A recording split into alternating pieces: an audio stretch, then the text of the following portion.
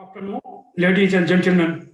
Welcome to today's webinar on Destination Canada titled Atlantic and Central Canada, broadcasted by Travel Trends Today.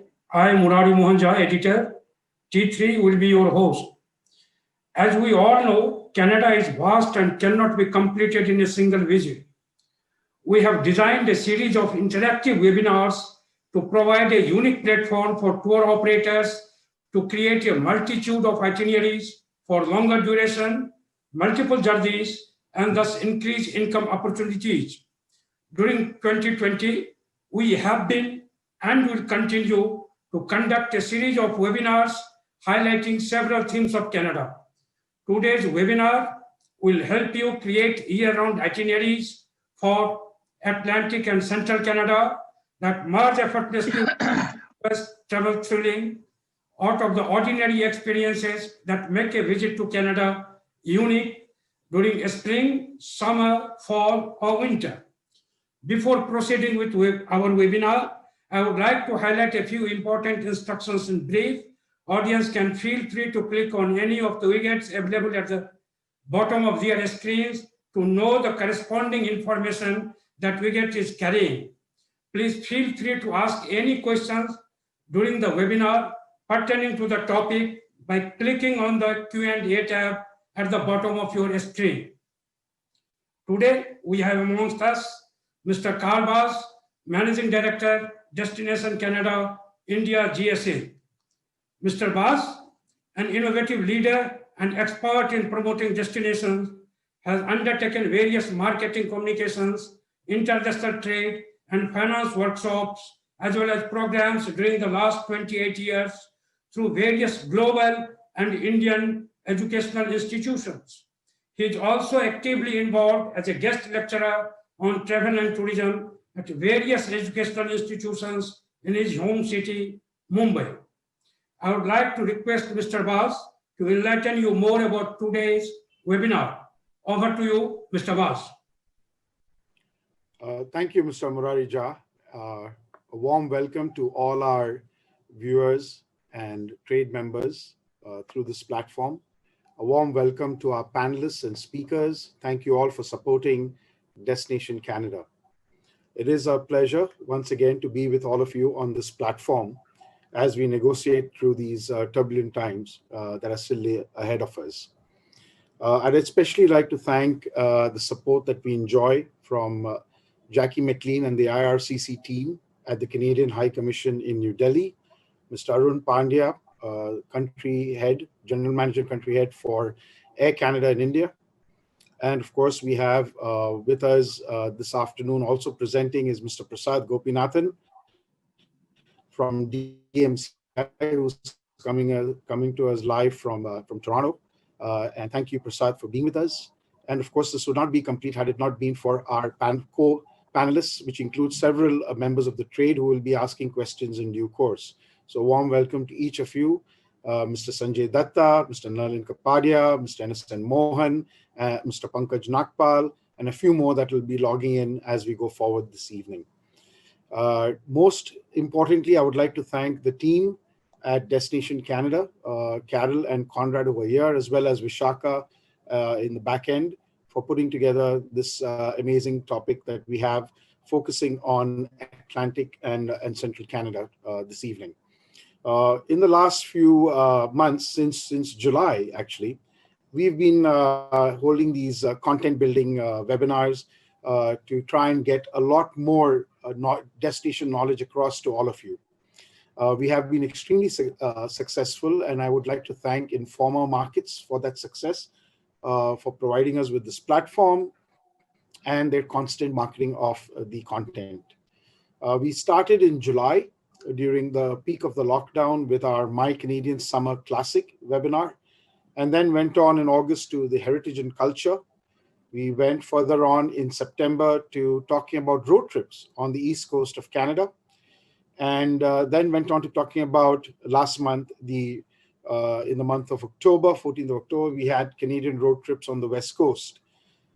This evening's content session focuses on Atlantic and Central Canada with a little bit of a deeper dive. And I will come to that in due course. But for now, please join me in welcoming our dear industry partner and stakeholder, Jackie McLean, from the IRCC team at the Canadian High Commission in New Delhi, who will give you an update, the latest update on the visa regime. Thank you so much, everyone. And over to you, Jackie, please. Thank you so much, Carl, for the introduction, and thank you everyone for inviting me.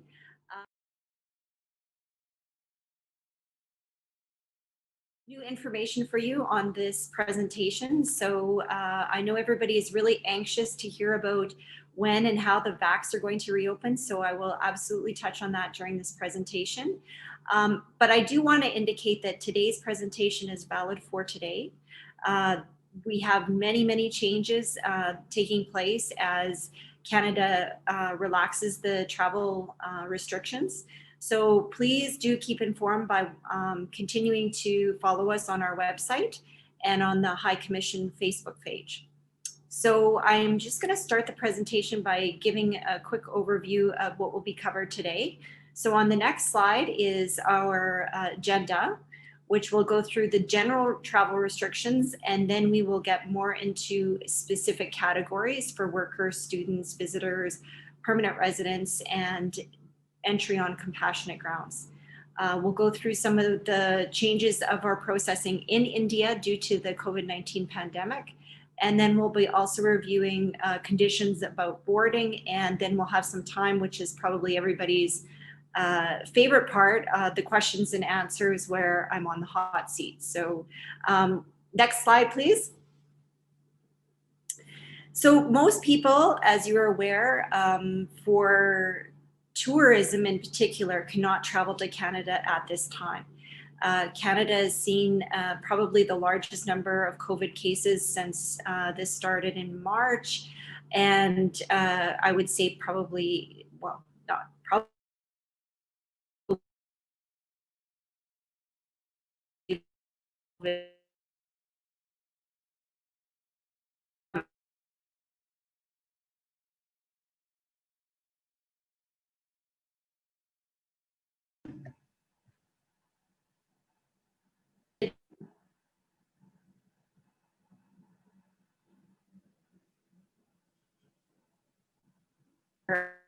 looking at that, so that might be the until we find different ways to be able to combat this pandemic.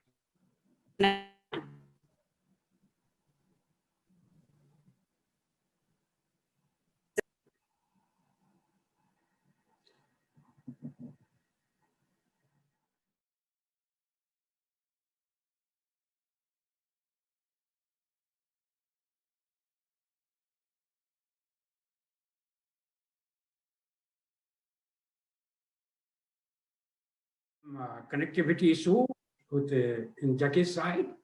Meanwhile, I would like Mr. Baz to come and talk about today's webinar. Thank you, Mr. Murari. And my dear viewers, whilst we attempt to reconnect with Ms. Jackie McLean at the Canadian High Commission in New Delhi, I would just like to take this opportunity to talk a little bit more about our session this afternoon, or early this evening. We will be talking a little bit more in depth about the Atlantic Canada's tour itineraries, beyond just the road trips. We will also talk about Central Canada, which includes the province of Quebec and Ontario, as a deeper dive. And I would like to remind all of you that whilst we focus on content across, it's also important that we realize the focus is for summer 2021. And currently, we will get a fresh update from Ms. Jackie McLean as soon as she reconnects with us. But for all practical purposes, the content we are distributing through these online webinar series is really aimed at supporting your initiatives for selling packages on Canada for summer 2021. We will, of course, keep you updated at regular intervals on the opening of the borders, and I'm sure there'll be a lot more that Jackie will inform us in due course. I've also just been Thank you. informed that Ms. Jackie McLean is back online, and I'd Yeah. like to hand over the platform back to her. Jackie, over to you, please. Hi, sorry about that. Hopefully I maintain the connection going forward. Where kind of we left off is regarding who can enter Canada. And that is anyone that is a Canadian citizen or a permanent resident, a protected person, or a foreign national coming for an essential reason.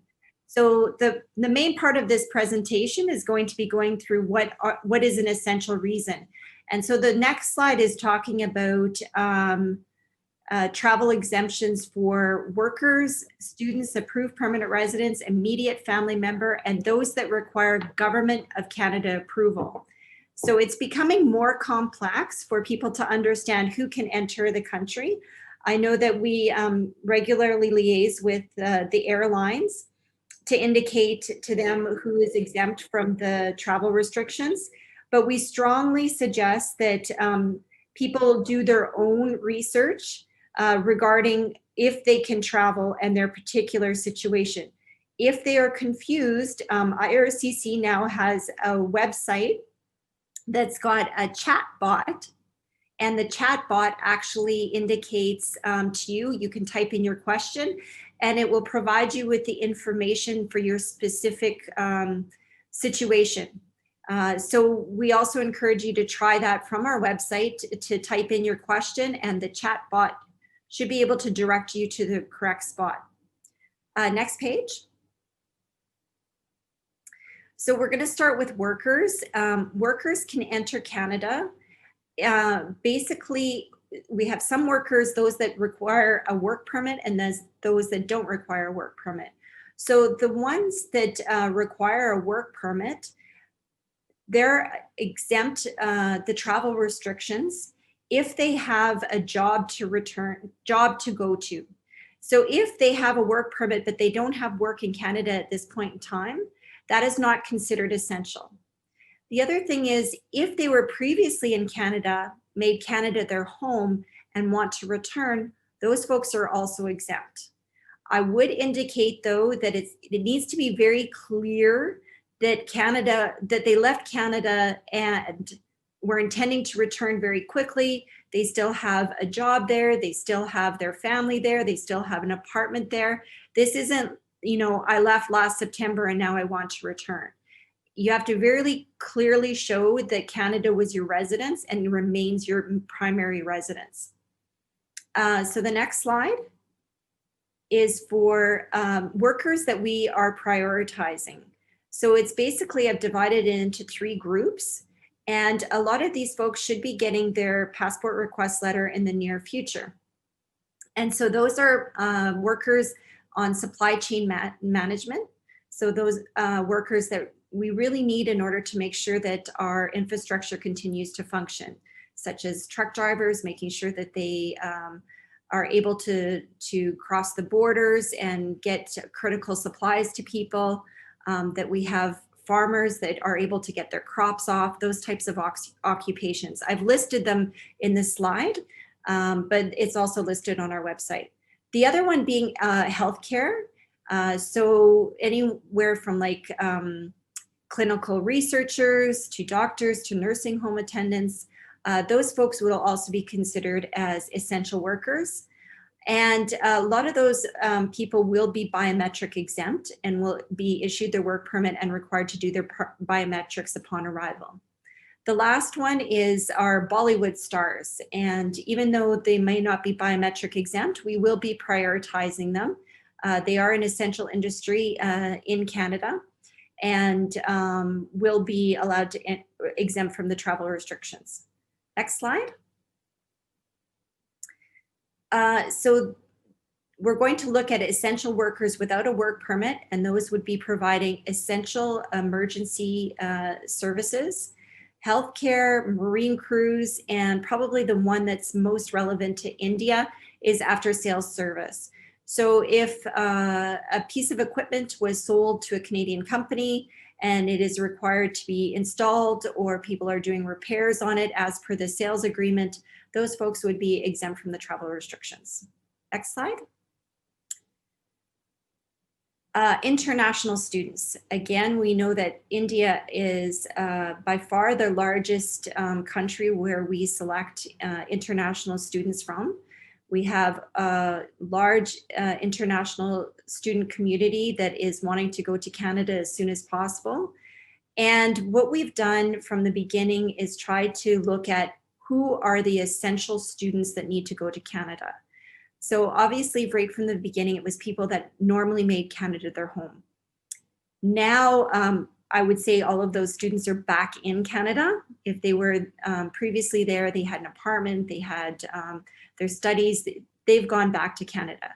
So then what the government decided was, how can we safely return international students? So it was the provinces and territories who were responsible for education that worked with the designating learning institutions to develop a COVID readiness plan.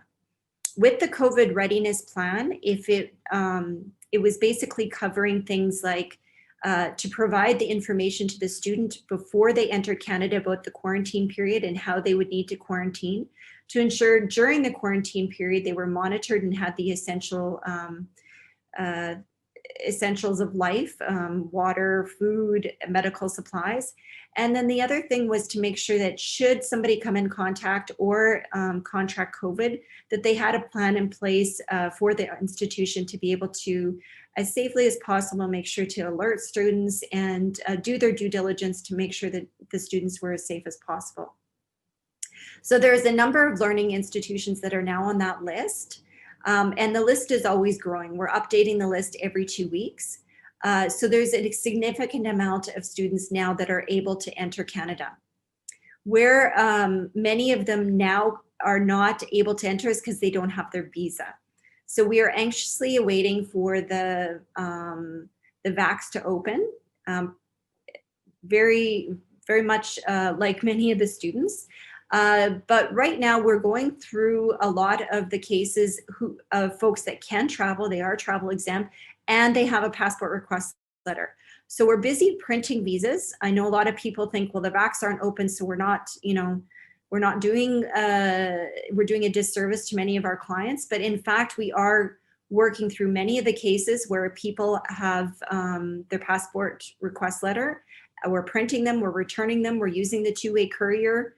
So we're trying to clear out the inventory of people that can travel to Canada now. And then we'll open the vax so that more people can get their biometrics and then allow those essential students to re-enter Canada, hopefully by the January semester. Next slide. So the definition of immediate family members are a spouse, a child under the age of 22, a parent or step parent, the spouse's parents, and those folks will be considered to be essential travelers and do not require an authorization letter. So we do get many questions of people asking for authorization.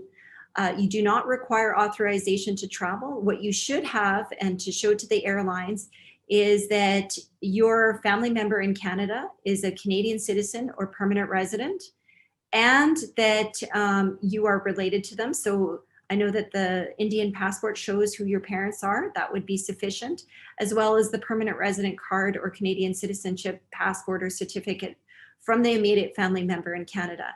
Provided that you have that information, you will be considered to be traveling for essential purposes. You do need to remain in Canada for 15 days. If you are going for less than 15 days, you have to indicate why it is essential. The next one is for compassionate reasons. And this was recently introduced on the 4th of October. And it's for family members of who unfortunately have someone who has passed away or is critically ill in Canada. That's the primary reason for this exemption. So say, for example, your son or your daughter has passed away, leaving you with no immediate family members in Canada, but you want to make sure that you're there to deliver first rights to that individual. Those folks would be exempt from the travel restrictions. They have to submit a form to Public Health Association of Canada, and they would receive concurrence that their travel is for essential reasons. After they receive that form, they write to IRCC, indicate that they've applied for applied for a visa, and IRCC will consider issuing them a foilless visa so that they don't have to submit their passport to obtain the actual counterfoil. They do have to liaise with them to make sure that they know which flight they're taking and at what time so that we can notify Canada Border Services Agency. But we're trying to make the process as smooth as possible for people who are in very difficult situations. Next slide. So permanent residents and confirmation of permanent resident holders. So if a person is a permanent resident of Canada and has a permanent resident card, they can travel to Canada. If the person is a permanent resident, but they don't have a permanent resident card, and they would require what's called a permanent resident travel document. A permanent resident travel document is normally affixed into your passport and you apply for it through the Visa Application Center. Because our visa application centers are currently closed, we are accepting emailed applications. The person has to write to the IRCC COVID PRTD mailbox and supply their application form along with their fee, and we will process that via email. At that time, if the VACs still remain closed, the person is issued again a foilless visa where we can coordinate their trip to Canada through Canada Border Services Agency. The next one, the next slide is for confirmation of permanent resident holders, expired and non-expired. So if the person has an expired confirmation of permanent resident card, which we have quite a few that we're working through right now, they're required to fill out the web form, and often they will require a new medical or an updated police certificate. But after that has been updated, you can travel actually on that expired document, provided that we give you an authorization letter. The authorization letter will allow you to enter Canada again through foilless means, because those documents that you currently have would be expired. We are prioritizing family class. So I know we're getting a lot of questions from people who have an economic visa. At this time, if you're in an economic class, you would not be authorized to enter Canada. But we are going to be starting to issue economic visas and hope that people will have the visa in hand by the time that those restrictions are lifted. So right now it's only immediate family members, ones that have been sponsored by their family member in Canada, and that is a spouse or a child, not a grandparent. They're exempt from the travel restrictions. If you're issued a visa more recently, you don't have to obviously wait for the foilless and authorization letter. You will have a valid document and can travel to Canada at the point the restriction is lifted. Next slide. A transit visa. So right now we will be issuing transit visa, but it has to be very clear that the person who is traveling can gain entry to the country that they are their final destination, and that they meet all those requirements, as well that they will stay within the secure travel zone. So that means that transit visa does not mean that you can, leave the Toronto airport, spend the night in a hotel and come back. It means that you have to stay in the transit area. You cannot leave, and you have to wait for your next flight. The next one. So how processing has changed during the pandemic. Currently, we only are accepting online applications. I guess that is probably fairly obvious considering the visa application centers are closed. However, when the visa application centers reopen, if they do so, which we think they will before January 31st of 2021, it still does not mean that we will be taking paper submissions. Only online submissions until the 31st of January 2021. Currently, our processing times that are published are not accurate. The reason for that is we are prioritizing applicants that can travel to Canada under the travel exemptions. So if you submitted an application as a tourist, it may not be processed as fast as somebody that is going to visit a spouse or a child in Canada. We are doing incremental starts with the Visa Application Center, and I think that's probably what people are most interested in. We have started the two-way courier service a couple weeks back. And as we trigger passport request letters, we will also send the two-way courier. The applicant is required to contact the Visa Application Center through email. The Visa Application Center will arrange for their document to be picked up by a courier and transferred to our office. If the person is not on the list that we prepared for the Visa Application Center, the passport will be returned. So right now we're doing it in stages according to our capacity to be able to print visas. So once we're through our capacity, then we can look at whether or not we can open the Visa Application Centers. Processing delays due to reduced staff admission. We did have a number of our staff that were, like any other embassy, a lot of staff were relocated back to Canada. I believe the Indian government did the same thing where many people were repatriated back to India. So it does take some time for people to come back, get in their positions. We had to make sure that it was done safely like all other workplaces. So we're still in that process, but we do have a number of people that are back at mission right now. We have been receiving a lot of increased fraud or just different kinds of fraud. Obviously not document fraud or passport fraud, but what we're seeing is a lot of people trying to get susceptible people to say, oh, I'm a person that's working at the High Commission. I can get you a work visa. I can get you a visitor visa, whatever it may be. We have to be people have to be very, very wary of those folks right now that are reaching out or posting on our Facebook page saying, contact me, I can help you. It's not authentic. And we do strongly encourage people to check the IP addresses, to check expand their headers to make sure that it's coming from IRCC email address. If they're asking for money, it absolutely is not through us. All of our payments are done online.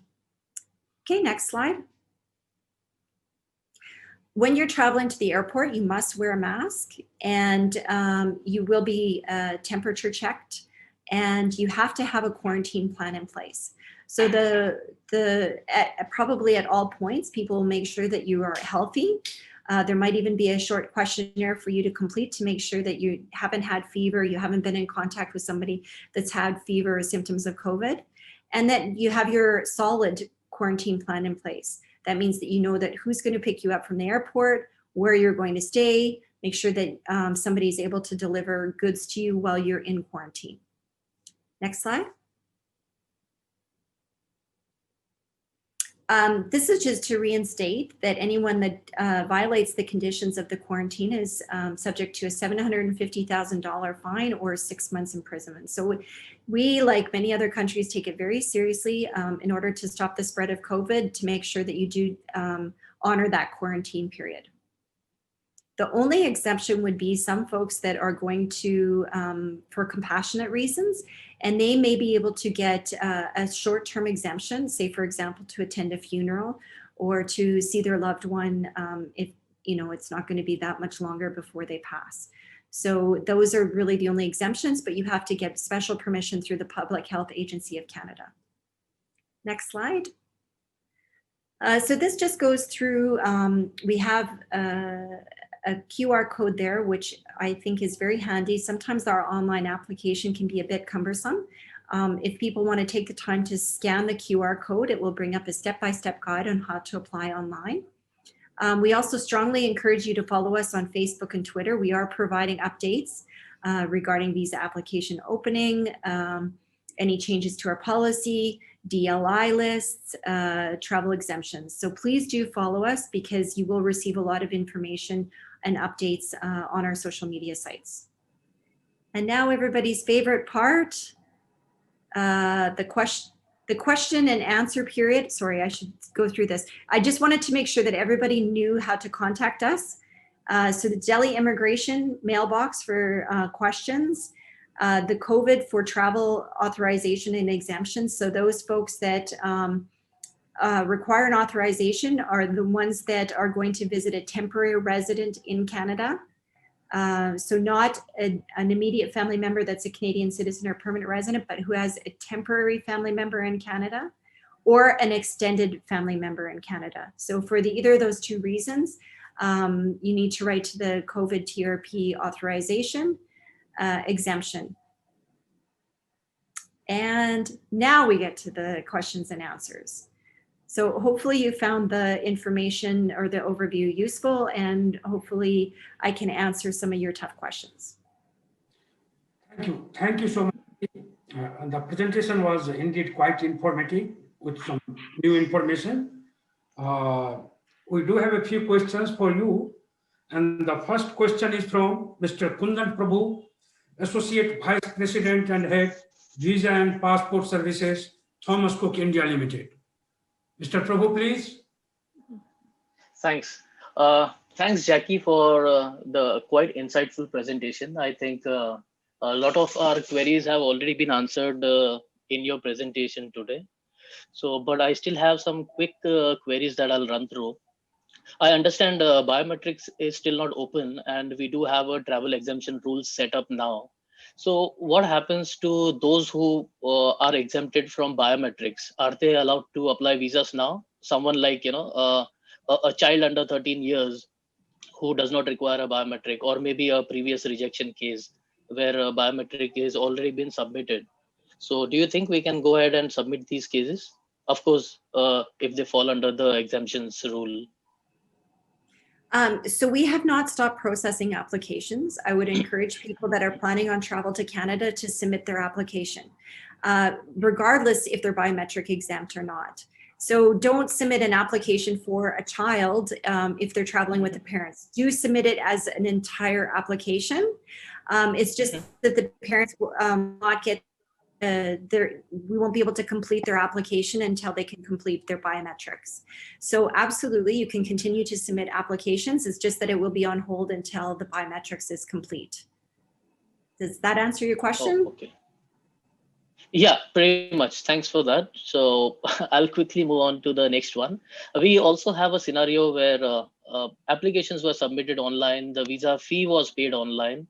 But then there are a few who got the biometric letters, but could not attend the biometric, of course, due to lockdown. And then there is a second set of people who didn't even get the biometric letter. But in both scenarios, applications are submitted and payment has been done. So, so what is the next plan of action for them? So do they hold on to the applications, or is there anything planned for them? So I would say, depending on the situation, they should email us or not. So if they are exempt from the travel restrictions, what it could be possible is they have an email to let us know that they're exempt from the travel restrictions, because right now we're only prioritizing those folks that are exempt from the travel restrictions. So those might be the ones that got the biometric request letter, and other people haven't, because they have not emailed us to let us know that they are exempt from the travel restrictions. Okay. Okay, so so do they have an option to submit a refund request or something for those who don't have essential travel lined up now any sooner?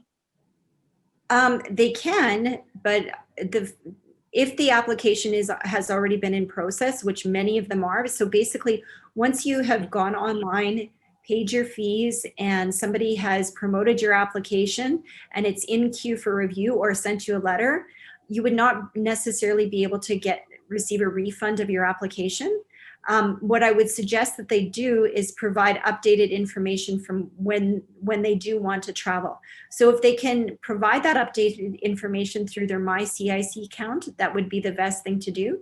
If they don't have any intention of traveling to Canada, which I hope that's not the case, Canada is a wonderful country to go visit, but if that is the case,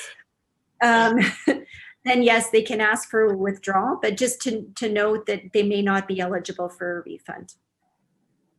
Perfect. One last last query, Jackie, and it's a pretty interesting one that we have come across. We have an applicant who has applied for a visa application online, made the payment, and they are traveling to Dubai. So the query was, if they travel to Dubai and the Canadian High Commission in Dubai is functional, do they have an option to do their biometrics in Dubai and continue with their application processing? For that matter, anywhere, whichever country is open now. Yeah, because absolutely. Canada allows to get a visa sticker printed anywhere. So does that mean it is applicable for biometrics as well? So yes, anybody can complete their biometrics in any one of our biometrics or VACs, or in the United States, I believe they're called the ASC centers. So absolutely, they can complete their biometrics there.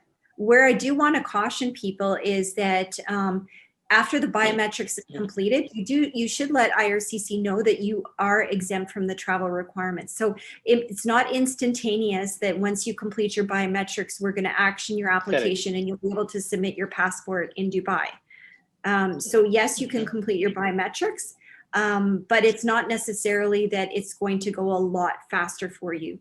There's still a number of steps that have to take place. Your application still requires approval, and you still have to receive your passport submission. Correct. Got it. Thanks. Thanks very much, Jackie, for that. I think that's it from me. Thank you very much. Okay, thank you. Thank you, Mr. Prabhu. We have 4 questions, and the next questions are from Mr. Pankaj Nagpal, Managing Director, Travis Charge Holidays and Destinations. Mr. Nagpal, please. Yeah, hello everyone, and hi Jackie. It was a great presentation. I think more or less you've covered most of the aspects. Whatever confusions, whatever queries that people might have. But then just to reiterate a few points and just to reinforce what was discussed during the presentation, I just have a few questions. When are we expecting the embassy to start accepting the visa applications? Like, is there any set timeline that we are expecting for the visa applications to be submitted and the VFS to start functioning with the biometrics? So to answer your question about applications, I would expect that we will probably continue to receive and process applications online. All right. I don't know, as long as we're in pandemic mode, whether or not it would be wise, because we do have another avenue for people to submit an application online, whether or not it would be wise to start accepting paper applications. The other thing is our visa application centers are going to have to go through a lot of people requiring biometrics. So we want to make sure that we really prioritize the biometric enrollment over applications being submitted. So that if they have more biometric appointments, then we can get more cases through versus a biometric and an application. So as far as when they will open, like I indicated before, what we're doing is we're trying to get through the volume of the applications of folks that currently have a request for a passport. And once we get through using the two-way courier to get those passports in and out of our office, we're very hopeful that we can then look at accepting folks to the visa application center to complete their biometrics. Okay, great. And once we get hopefully once we get the vaccine in place, is there a possibility that the vaccine will be made compulsory or mandatory for travel to Canada? Is that a possibility? So these are the tough questions that I was talking about, and I truly wish that I had a crystal ball. I'm sure everybody does. I know. But I don't have any more inside information than any of you. It seems reasonable that would happen, but I don't know. Sorry. Okay. I guess we'll have to wait and watch. We will. Yeah. Okay. Just a couple of more questions, like regarding colleges and the student visa applications that are happening, because now colleges have started opening up again.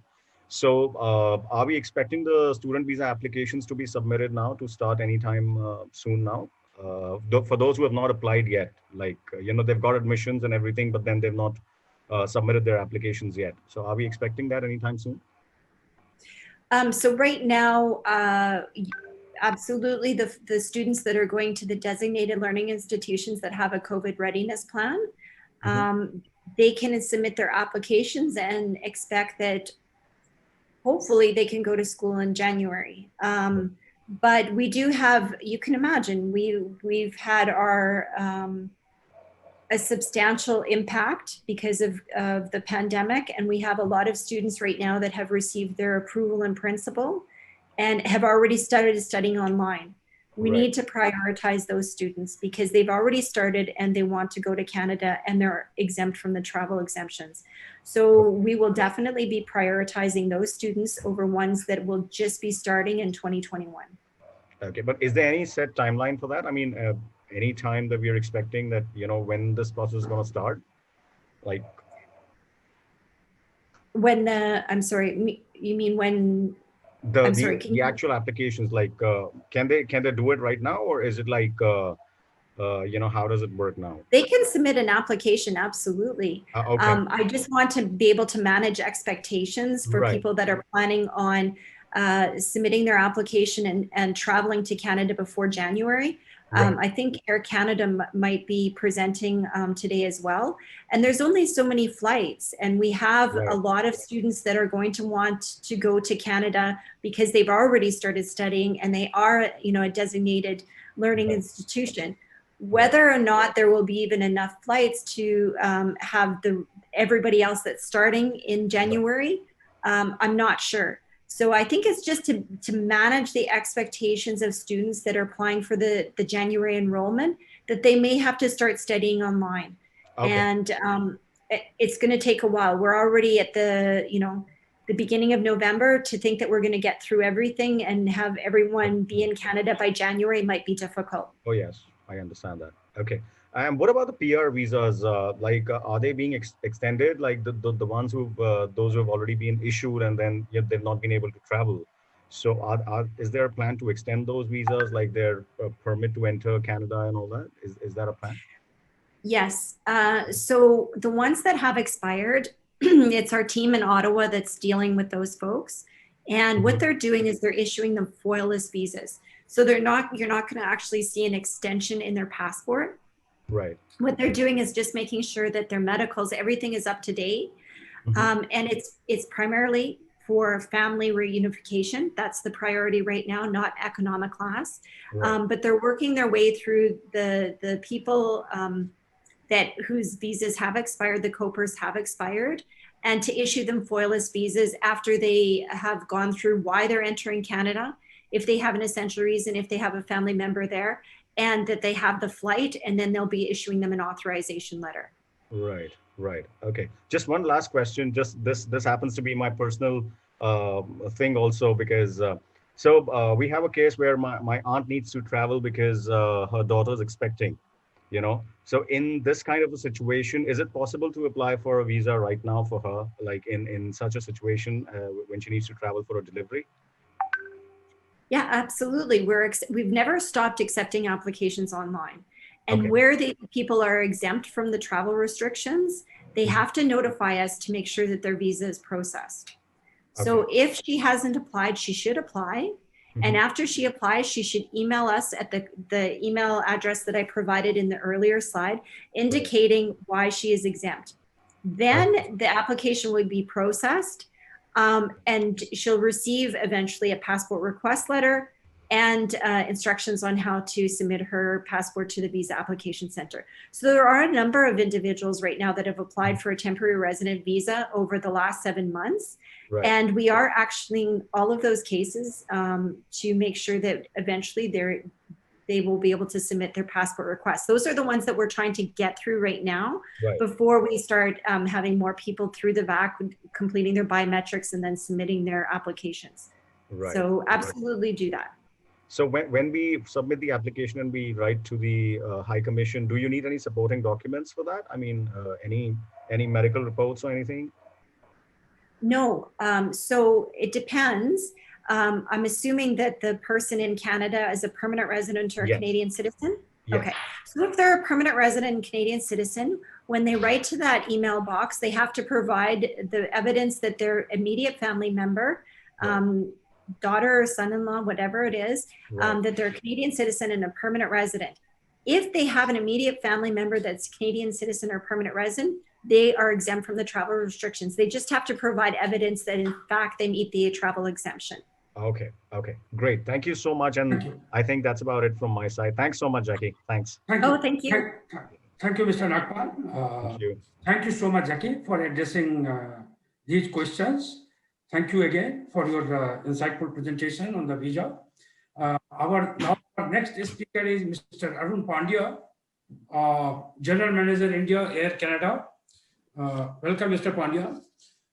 With a diverse experience of 30 years in service sectors, international markets, Indian markets, and startups, to lead MNCs in senior positions, Mr. Pandya possesses immense knowledge on the aviation industry.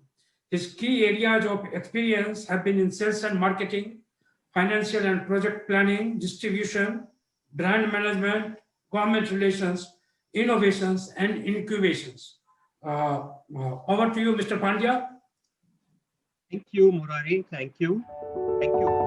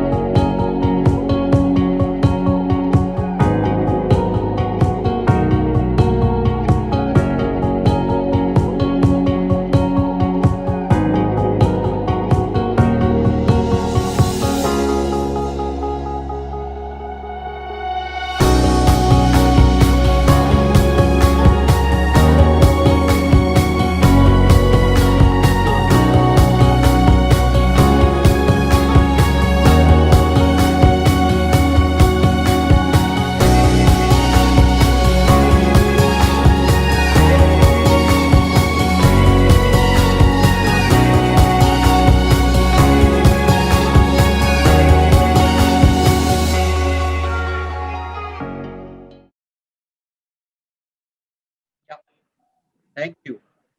So once again, thank you very much, Carl and Destination Canada, for making Air Canada as part of your webinars. I am losing count of the number of webinars, and this is a great initiative, absolutely a great initiative that Destination Canada is doing. And as I have said in my earlier webinars, Air Canada globally works very, very closely with Destination Canada, and we are partners in almost all the initiatives that they take. Especially in India, we try to look at common ground and we try to look at common objectives on which we actually collaborate. I wanted to share these few slides from IATA, which say that it is the safest to travel by air. And I will just show you these slides.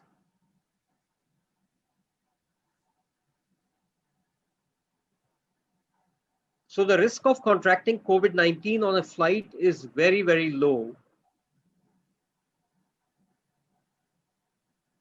Even if 90% of the cases were unreported, the risk remains very low at 1 in 2.7 million. Now that's quite a number to really have a good appreciation of how safe it is to travel on a flight.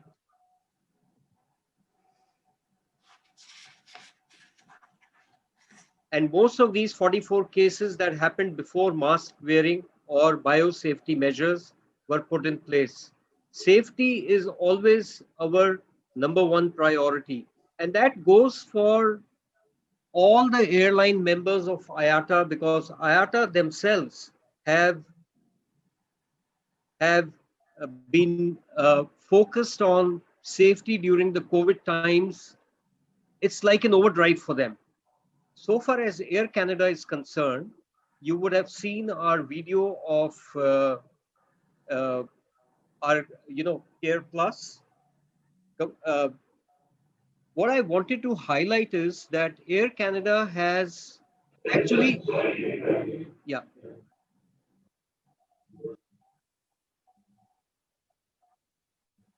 Yeah, I have, the presentation is over. Over. Yeah. Can I continue or? Yeah. Okay.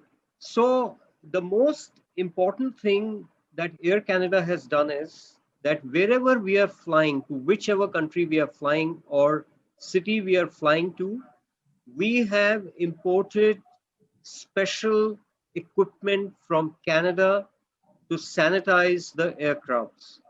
So as soon as this aircraft takes off, before that, it is sanitized. When it lands, it is sanitized. Before the boarding starts, it is sanitized. There is a very, very strict protocol internally that we are following to ensure that all the passengers are safe in the aircraft. And as you have seen the IATA slides, safety remains the number one focus for Air Canada too. Our commitment to India can be measured by the fact that from 18th August this year, based on the Government of India's initiative to permit many countries to start their flights, which are called air bubble agreements or bilateral relief flight agreements. On the basis of these agreements and understanding, Air Canada also started their flights.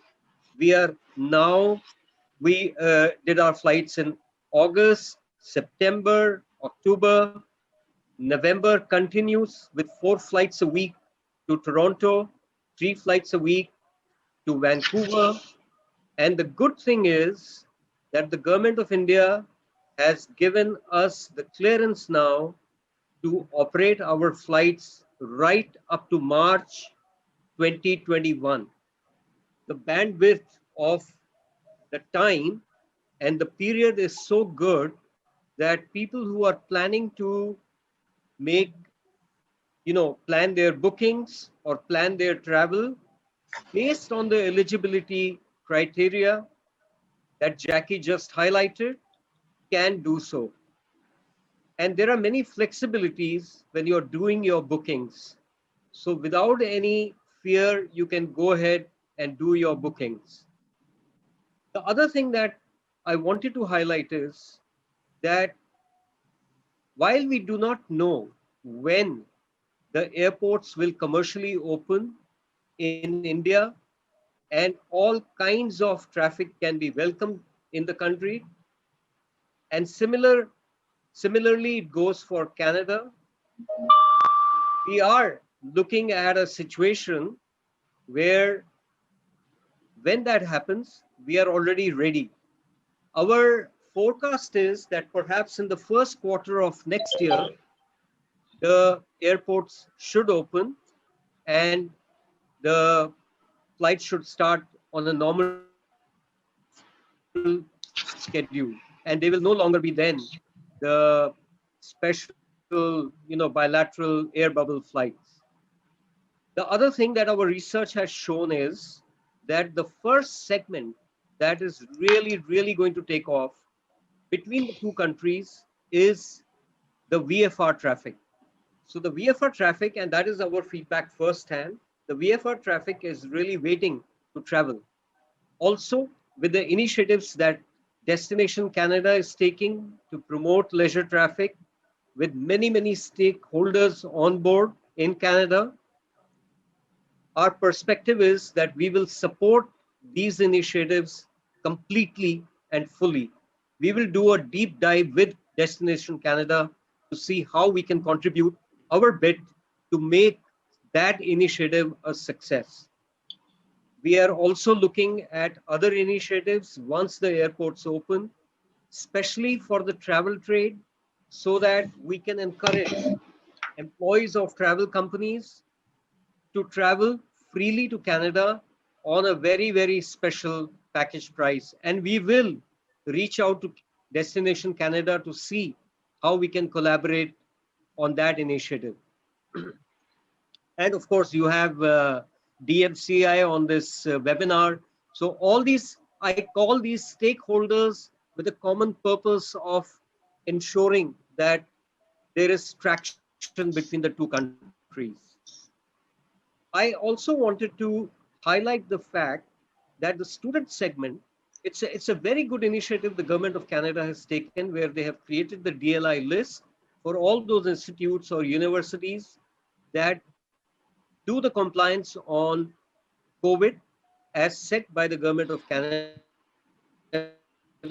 and are able to open their universities or institutions and welcome international students. So Air Canada is also geared up for carrying these students. We have already moved for this entire period to 2 pieces baggage. You may know that Air Canada was on a 1-piece baggage regime, but we have moved to 2 baggage. So 2 pieces of baggage can travel with the passenger. We have special pricing for students even now. And going forward, we will look at other opportunities to promote traffic to Canada. So with this, I would welcome any questions that you may have, and I will try my best to respond to them to your satisfaction. Thank you, sir. Indeed, quite insightful presentation, Mr. Pandya. The first question is from Ms. Nizora Mukherjee, Manager, Outbound Product, Yatra Online. Nizora, please. Hi, thanks, sir. Thanks, Arun, for the wonderful presentations. Pretty insightful with regards to the safety measures and the updates. My question to you is for the flights now which are connecting to mainland United States. Is there facility to clear the customs and immigrations at the Canadian airport? So I will to answer your question into 2 parts. So I'm going to divide that question into 2 parts. Firstly, the government of India does not permit under the present agreement to do 6 freedom traffic. Okay, so if there is a passenger going to the US, as per the present agreement and clearance from the government, and that goes for all airlines, 6th freedom is not allowed. We are allowed to carry passengers only up to Canada. So point to point. On your second, I will also answer your second part of the question if immigration is done in Canada. So in normal situation, if there is a passenger going to the US, the immigration can be done in either Toronto or Vancouver, as the case may be. The baggage is tagged up to the final destination in the US.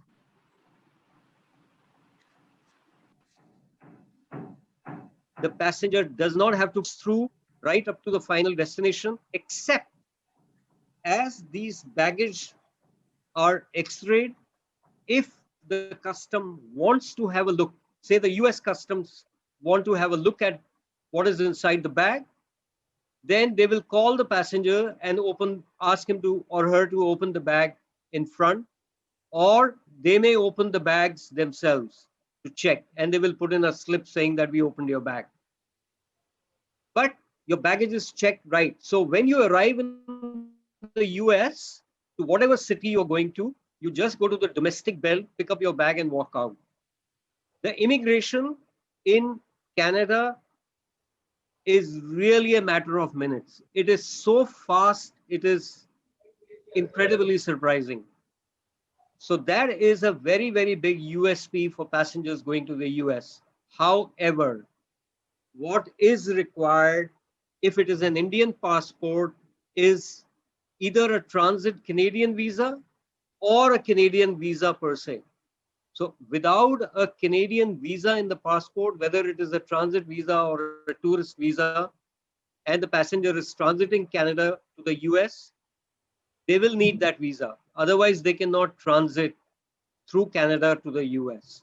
So that is a requirement of the government of Canada. I hope I have answered your question. Yes, thanks a lot. Arun, I have another question. If you can just brief me the significant benefits of the Air Canadian Miles program as well. Yeah. So I don't know how much you know about Aeroplan, which is our frequent flyer program, but about a year back, we acquired back When I say acquired back means the frequent flyer program was a separate company that was many years back, it was sold. Air Canada acquired it back about a year back, and we have been working on the Aeroplan program now. We have already done the soft launch. The major launch is going to happen now. And there are immense amount of benefits that will be highlighted in the media as well as on the Aeroplan portal in terms of not only earning miles, but also on how you can redeem miles on other products. So, as well as earn miles on other products. So that is something that is, it's almost ready, and it's going to be shortly in the media, and we will be doing a marketing blitz for the Aeroplan program because now it is owned by Air Canada. It is no longer franchised out as a program. So we have the ownership, and we will make sure that it becomes one of the best programs in the world. Sure. Thanks a lot, Arun. Thank you, Nizar. The next set of questions are from Mr. Sanjay Datta, Managing Director, Airborne Holidays. Mr. Datta, please. Hi, Sanjay. Hi, Arun. How are you? Good to see you once again. Yeah, good to see you too. I thought since you are there, I might as well ask you some questions which have been troubling me. The first one is, Arun, are these fares which are being given on Air Canada now, are these government-controlled fares, or is it again on the previous function of demand and supply? Because I find fares are changing every now and then. Yeah. So these are demand and supply. The government is not regulating the fares at all. No, unlike in Indian domestic skies, the fares are, there's a limit to the fare. You cannot go in. Not on the international side. Not on. Okay, that is point number one. Point number two is, again, if they are demand and supply, then I really don't know, because there are certain players in the market who are promoting sale on Air Canada, and they are giving you fares much lower than what are being quoted on the GDS. Are there some preferential fares given to them, or there are some special deals? I really don't know on that part also. Sanjay, as you know, it becomes very difficult for the airline to draw a line with the agencies and agency partners at what fare level you can sell. So we have a GDS fare, just to give you an example. We have a GDS fare. Some agencies take groups, they block groups. And depending on the demand and supply and how good their sales are going, and those mechanics, we have never understood how they work. Because sometimes we find agencies in the most tight situations are selling at ridiculous prices. And sometimes we find the agencies are perhaps selling at even a lesser price than what we have given. The functionality of how they are selling, how they are value adding, how they are making themselves profitable, or making sure they are not making a loss or breaking even, is something that becomes very, very difficult for us to police. And that is why, to your first question, if you remember historically, really historically, when I used to be in Air France, for example, there used to be, the government of India used to put a bar on the fares. You can't sell less than this, you can't sell more than that. All that went away many years back. So now it's like a free market, anybody can sell at any fare. So far as we are concerned, we have a fare on the GDS, and that's the fare that we stick to. Or it's a bilaterally negotiated group fare with certain conditions. Okay? And we give those blocks which become on a non-refundable basis. Okay. No, but Arun, what is shocking here is it is not coming from one of those. It's not coming from one of those big ITA companies or big consolidators. It is coming from very non-discrete kind of players, who you always doubt, because sometimes all kind of deals are going on. That was my question. That was my, as a matter of fact, suggestion to you also. You can also check at your end and get things. One last question which I have is, we have most of the airlines now are serving meals on board also. But they are pre-packed meals. They're not, are hot meals being served? Because Air Canada is a very long flight, as a matter of fact. Yeah. So it is the same regime of pre-packed food that is being served. Yeah. Fine. But very surprisingly, I mean, I'm not saying because I have to say this, but I am saying because I've been doing a little dipstick, measure on the feedback from customers. And we have not had any negative feedback. It is quite possible that the reasons everywhere or every flight they have taken, whether it's a domestic flight or an international airline.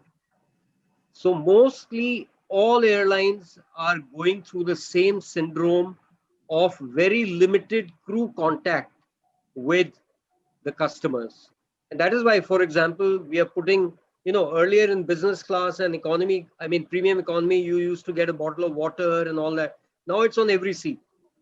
So irrespective of what class, it's on every seat, so that the crew doesn't have to come with a jug of water and give you glasses and, pour water and serve you.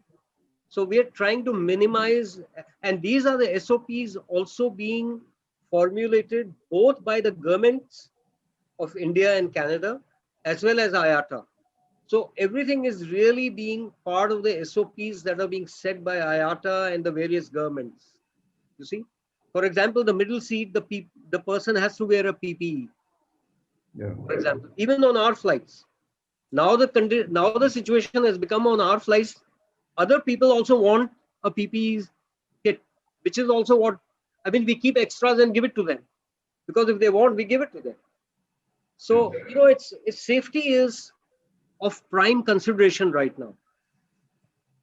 Yeah, it's a new norm which has come to set in. So thank you very much, Arun. Thank you for your good feedback. I wanted to give you this feedback also, and all the very best to you. Thank you very much.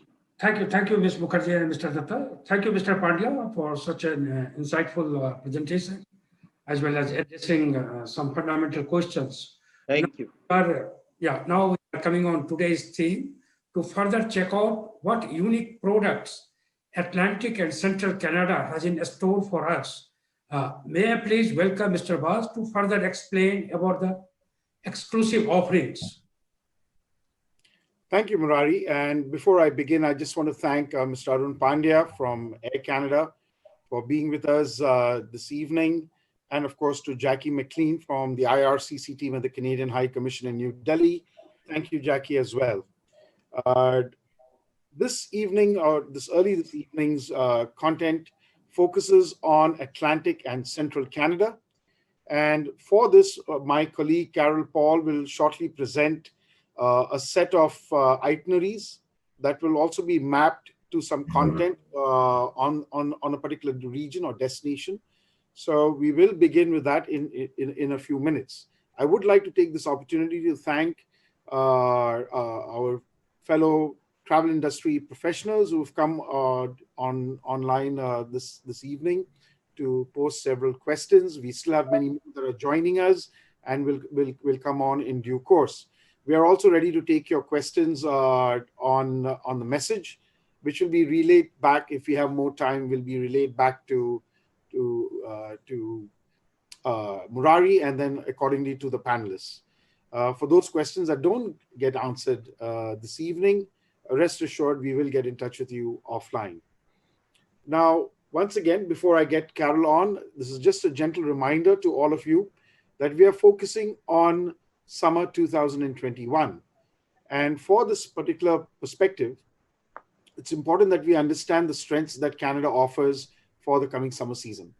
Number one, and primarily, we have direct flight connectivity, as Mr. Arun Pandya has presented already, which will get you quicker and faster into Canada. Number two, we all acknowledge that higher end leisure travel will continue. We've seen it with the Indian Ocean. I don't want to mention destinations, but even short haul and the Indian Ocean destinations have opened up, and that these all cater primarily to high-end leisure travel. And so keeping in line with that, Canada is a premium destination. And if you are ready to sell it in an aggressive manner, rest assured your businesses will be back on track. We also have with us later on this evening, Mr. Prasad Gopinathan, who's joining us live from Toronto. And he will be talking through his company products with a special focus on some of the itineraries that are being presented by Carol. I would now like to take this opportunity to thank once again Informa Markets, and I will come back to you at the end of the session this evening. And I now hand over to Carol. Carol, please.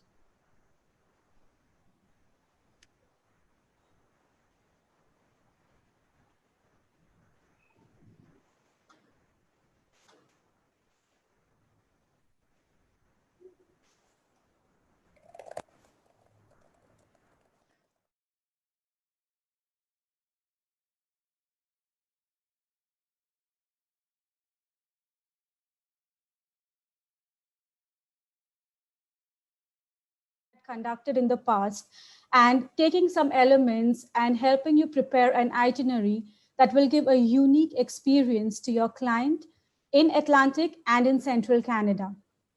With that, we all know, and those who've been attending our webinar regularly, that Canada is the second largest country on earth, and it is surrounded by 3 oceans. Pacific Ocean to the west, we have the Atlantic Ocean to the east, and the Arctic Ocean to the north.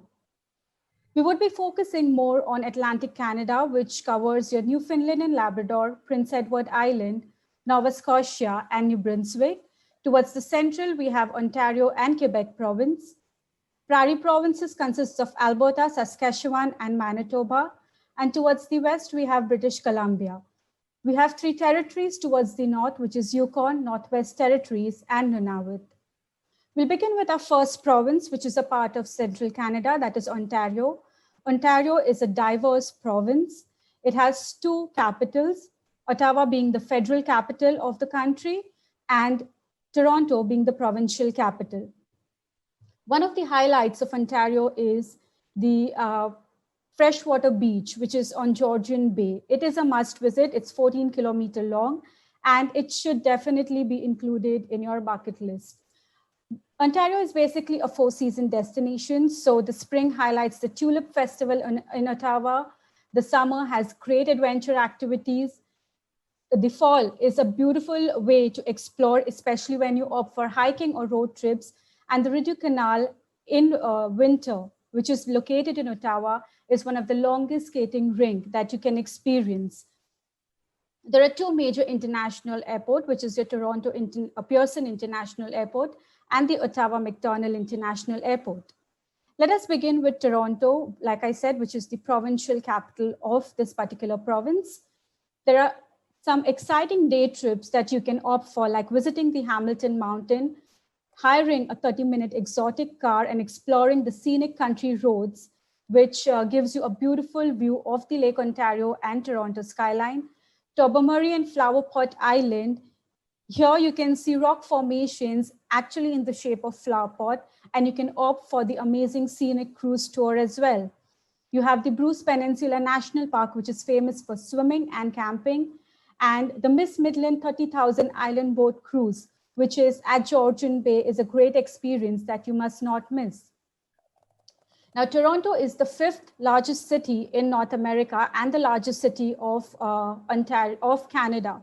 It is known as the capital of culinary and arts, and hence you must offer some of the culinary guided tours when you are in Toronto. CN Tower is the highlight and the focus of Toronto, which gives you an option to see the skyline of the city while you walk on the glass floor or opt for the edge walk, the image that you can see on the right-hand side at the CN Tower, which helps you trek around the circumference of the restaurant and become the part of the skyline. The Bat Cave, which is located in Royal Ontario Museum, is one of the fun activity for kids, and you must opt for a visit to Royal Ontario Museum when you're exploring Toronto. There are various amazing attractions that you must not miss, like your Fort York National Historic Site, or visiting the Ripley's Aquarium of Canada, which gives you an opportunity to see varieties of fish, as well as axe throwing, knife throwing, and dart throwing. These are some of the amazing adventure activities that people love to play in Toronto. And during the summers, the harborfront area, you can opt for the boat cruise to see the beautiful skyline of Toronto, or during the winter, you can skate around at this beautiful place right in front of the Toronto sign, which is located in Nathan Phillips Square. Now, as we travel from Toronto to Niagara Falls, at least a day visit or a one-night stay is recommended at Niagara-on-the-Lake, which is one of the most prettiest towns in Ontario. You can visit Chateau De Charms, which is Canada's first commercial vineyard dedicated exclusively for European wine. And you can experience the ice wine, which is a signature variety, and the farm-to-table tradition, which is an exclusive experience that your clients can have at Niagara. Fort George National Historic Site is a beautiful place that gives you an amazing connect with nature as well as with history. There are some amazing activities like Hornblower Cruise, which gives you an opportunity to go up close to the Niagara Falls, or the helicopter ride that gives you the top view of this beautiful place. Skyline Tower is recommended to be visited during the evening, as it gives you the beautiful illuminated colors of the falls, as well as the outlet collection at Niagara that helps you for your shopping. Journey Behind the Falls is one activity that is operational even during the summer and winter, along with lots of other activities like your helicopter ride and the Skyline Tower.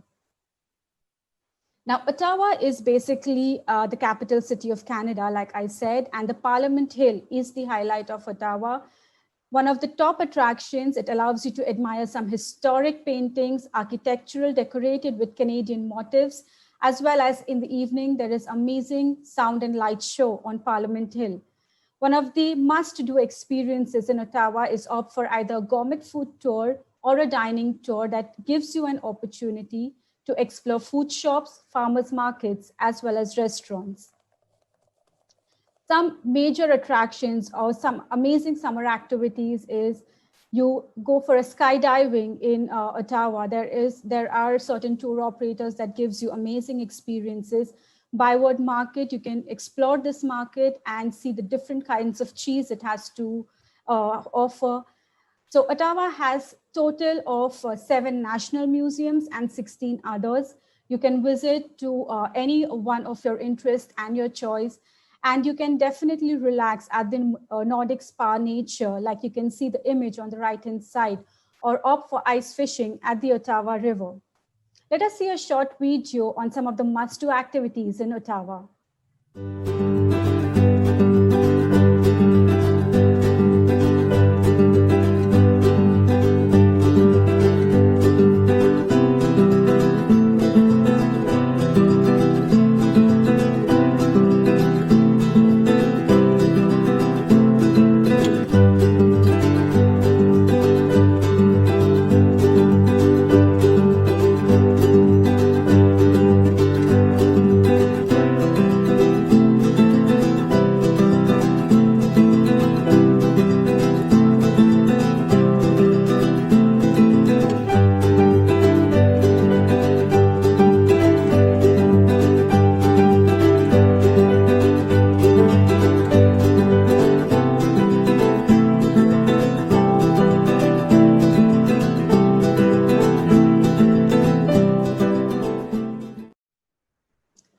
So that was a beautiful video and some of the must-do activities that you should not miss in Ottawa.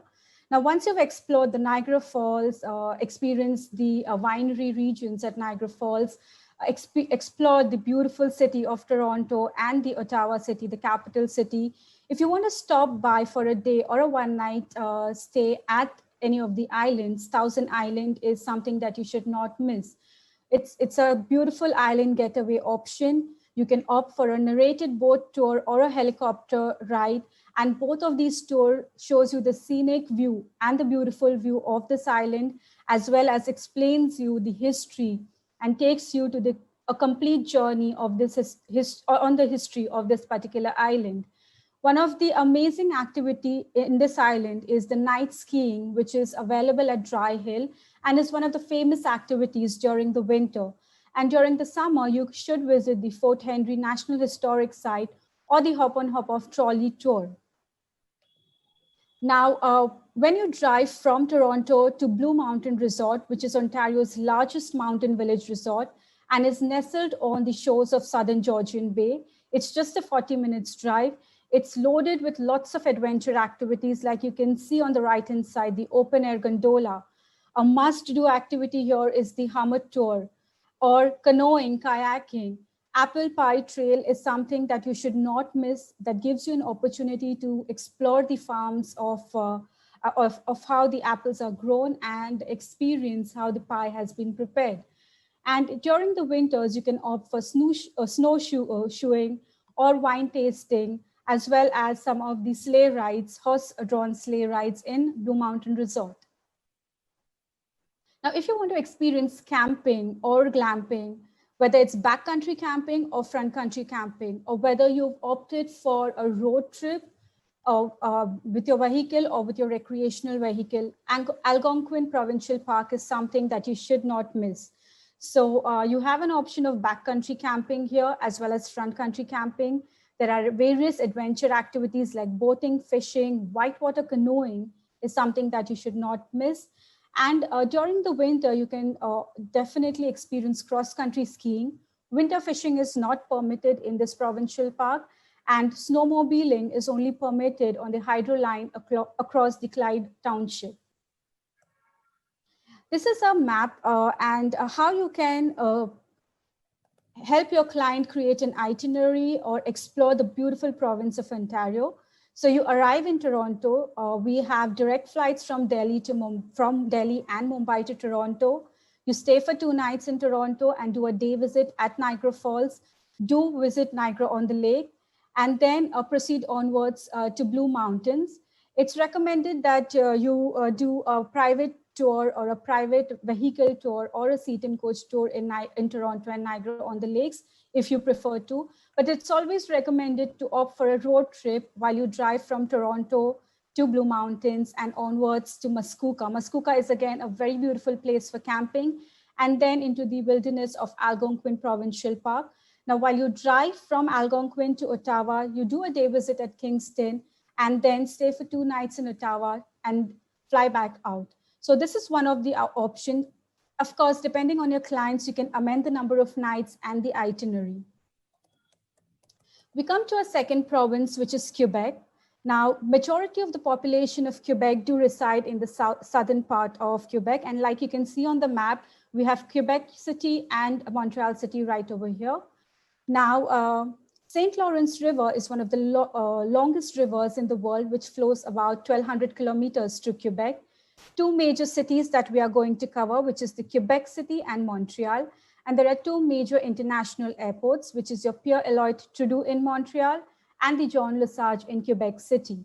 We have a poll questions that would be reflecting on your screen. So if you've maximized your screen, please do minimize and attend the poll questions. Some of the amazing day trips that you can experience while you are residing in Quebec City is the New France Road that gives you an opportunity to experience the history of Quebec. And there are various different essential stops that you can stop by, like your Cape Torment National Wildlife Area or the Montmorency Falls Park, which is a great place for adventure activity. Kings Road basically connects your Montreal and Quebec City. And again, you can stop by at St. Anne de la Parade Church or the Quebec Folk Culture Museum or Lake St. Pierre. St. Lawrence Route allows you to discover the majestic St. Lawrence River. It connects Bay St. Paul and La Malbaie, and there are various amazing stops that you must not miss when you're exploring this route. Now, Quebec Province is basically the cradle of French civilization, and it is a UNESCO World Heritage Site since 1985. One of the best ways to explore this province is by opting for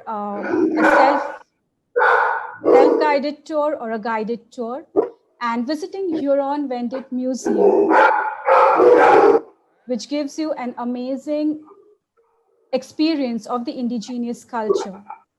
Now, there are some of the iconic points that you must not miss when you're in Quebec City.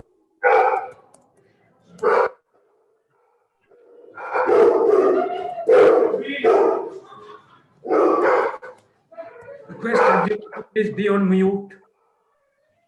Please, sir, be on mute.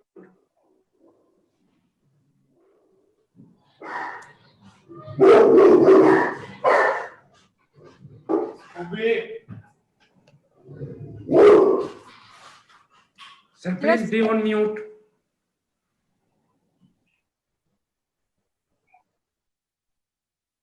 Yeah. Okay. I'm sorry about that. So there are some amazing city iconic sites that you must visit when you are exploring Quebec, like Chateau Frontenac, which is the image which is right on your right-hand side, Terry's Dufferin, fortifications, Parliament Building. Plains of Abraham is an amazing place to see the entire view of this city, the beautiful view of this city. Some of the major attractions or summer or winter activities that you should not miss when you're exploring Quebec is the cable car ride or opt for Via Ferrata at Montmorency Falls. Whale watching is an amazing experience at St. Lawrence River.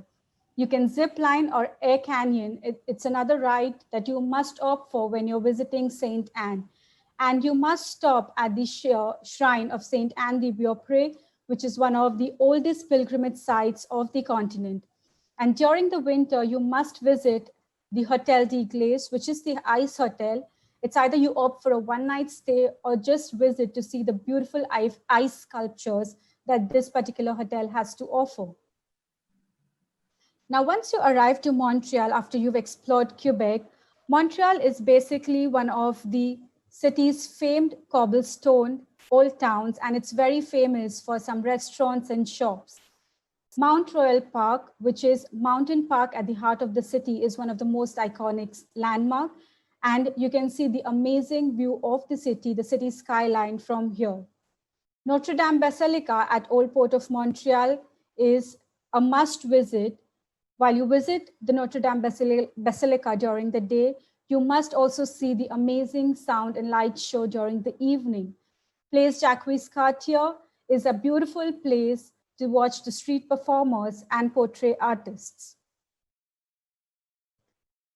You must explore or visit St. Joseph's Oratory of Montreal, or have a view of the Old Port Clock Tower, or visit the Montreal Botanical Garden, or see the beautiful view of the city by opting for a ride at La Grande Rue de Montreal.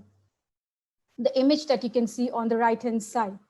During the winters, ice skating to music next to the St. Lawrence River at the Old Port of Montreal is an amazing experience, while you can also snowshoe on the sides of Montreal or visit the observatory place Ville-Marie.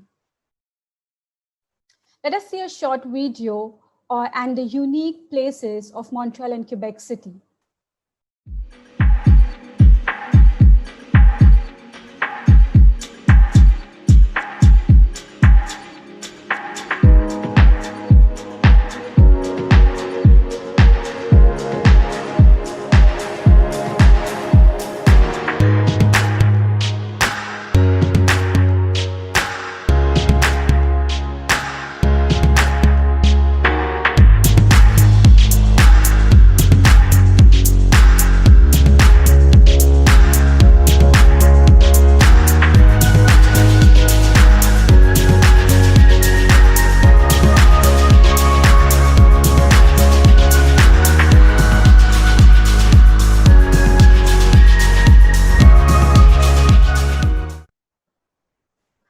So this is a map with a combination of two provinces, the Ontario and Quebec province.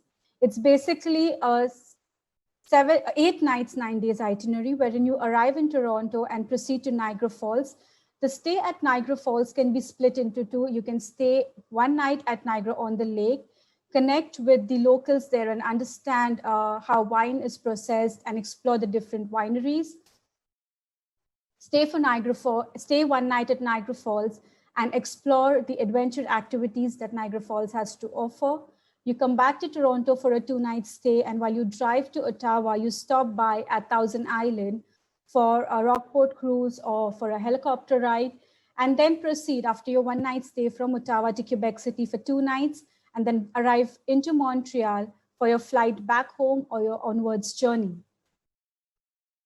Our second part of webinar we would be covering 4 provinces of Atlantic Canada. So Nova Scotia is basically a very uncrowded place and with very uncrowded roads. So it's recommended to explore this province via a road trip. It has 2 main international airports, which is Halifax Stanfield International Airport and Yarmouth International Airport. We would be covering Halifax today, which is the capital city of this province. Cape Breton Island is some of the amazing road trips that you must not miss. Explore the Annapolis Valley, which gives you an amazing view and an experience of the richest agricultural region, orchards and vineyards. And as well, it also covers your Bay of Fundy. The Bay of Fundy route is again amazing, wherein you can see the high tides as well as the low tides. And the Yarmouth and Acadian shores, you can also opt for a 1-night stay at Yarmouth, as it has some amazing, beautiful, colorful fishing villages. It also has stargazing during the night and some spectacular Cape Forshue Lighthouse. Bay of Fundy is basically shared between Nova Scotia and New Brunswick. And here you can opt for a whale watching tour, wherein it gives you an opportunity to see the humpback whales, finback, as well as right whales. Cabot Trail, so you stay for 1 night in Baddeck, which is 3.5 hours or say about 4 hours away from Halifax. From Baddeck, you drive through Cabot Trail, which takes you to Cape Breton Highlands National Park, and you can spot a number of wildlife here, like your bald eagles, bear, moose, pods, and so on. Lunenburg is again a beautiful town that you must not miss. It gives you the history of the fishermen and how the fishermen created some beautiful village, the colorful village at this particular place. Skyline Trail at Cape Breton Highland is something that you must opt for when you visit the Cape Breton Highlands National Park. Halifax Citadel, it's a National Historic Site, gives you an opportunity to explore the history where the soldiers were present in the First World War. Halifax Waterfront is an amazing place. There are restaurants and an amazing view of the Atlantic Ocean. You can deep sea fish by opting for private charters. There are amazing winter activities as well, like you can snowshoe at the Cape Breton Highland or opt for some of the winter surfing at Lawrencetown Beach. Let us see a short video and some unique places that you can discover in Nova Scotia.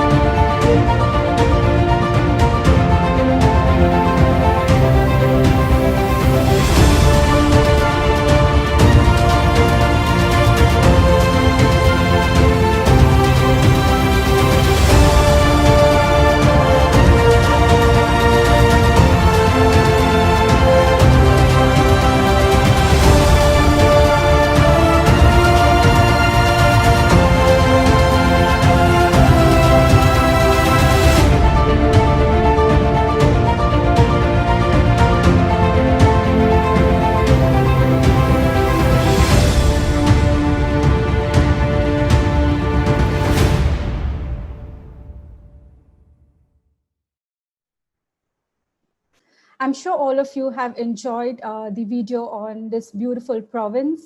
There would be a poll question again reflecting on your screen. Please do attempt that. As we move to our second province of Atlantic Canada, which is Prince Edward Island, it is one of the smallest provinces all out of the 10 provinces.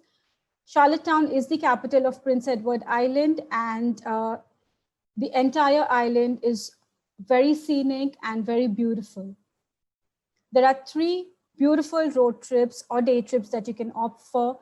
The North Cape Coastal Drive, wherein you can explore the houses made of bottles as well as the Micmac culture.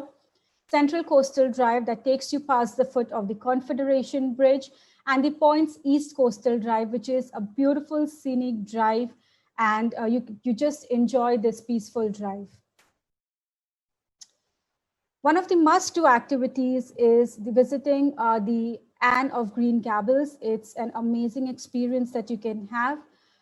You also get an option to visit Anne of Green Gables Museum and attend some of the amazing musical shows that it has to offer.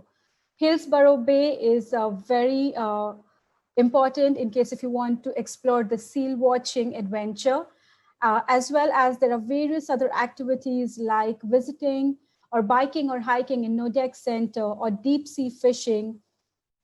You can also opt for Confederation Cycling Trail or visit the Charlottetown's Farmers Market. During the winter, you can experience cross-country skiing at Nordic Center. Likewise, you can opt for some short, easy skiing at Confederation Trail or fat biking at Mark's Erin's Provincial Ski Park. Prince Edward Island basically has around 14 provincial parks. Agriculture is the part of the scenic beauty of this particular island. So let us visually explore this beautiful island. This island, it's a place of new discoveries that's been waiting here for you. In every breath of wind and grain of sand, one island voice speaks through. This is a land of adventures, big and small, and quiet moments to wonder at the beauty of it all. This place, this island, it's for you and for me. This place, this island, it's where your spirit can be free. Come find your island, Prince Edward Island. So those were some of the highlights of Prince Edward Island. Now, let us explore New Brunswick, which is the 3rd province of Atlantic Canada. There are 3 major airports in New Brunswick: your Moncton International Airport, Fredericton International Airport, and the St. John Airport. Fredericton is the capital of New Brunswick. Now, New Brunswick is basically at the center, the map that you can see. Towards the right, we have Nova Scotia. It is connected with Prince Edward Island via Confederation Bridge. And towards the left, the side somewhere, we have the Quebec Province. Fundy Scenic Drive is one of the amazing day trips that you can opt for that gives you the view of the highest tides. Miramichi River route is the best place for salmon fishing. Acadian Coastal Drive, again, a best place to experience some amazing seafood that New Brunswick has to offer. And then you have various other scenic routes like your River Valley or the Appalachian Range route. Now, St. John is very well known for its Hopewell rocks, and you can experience high tides and low tides within a day, within a duration of 6 to 7 hours. While there is low tide, you can walk on the ocean bed or you can dine on the ocean bed. And while there is high tide, you can opt for some the rafting or some other adventure activities. Fundy Trail Parkway is an ideal way to explore the spectacular Bay of Fundy coastline. You can stop at Interpretive Center and walk or hike across the suspension footbridge that stretches across the clear waters of Big Salmon River. St. Martin's Cave, the image that you can see on the right-hand side, is a beautiful place that should be there in your bucket list. Or you can visit the St. John Marina boat tour or opt for paddle at St. John River.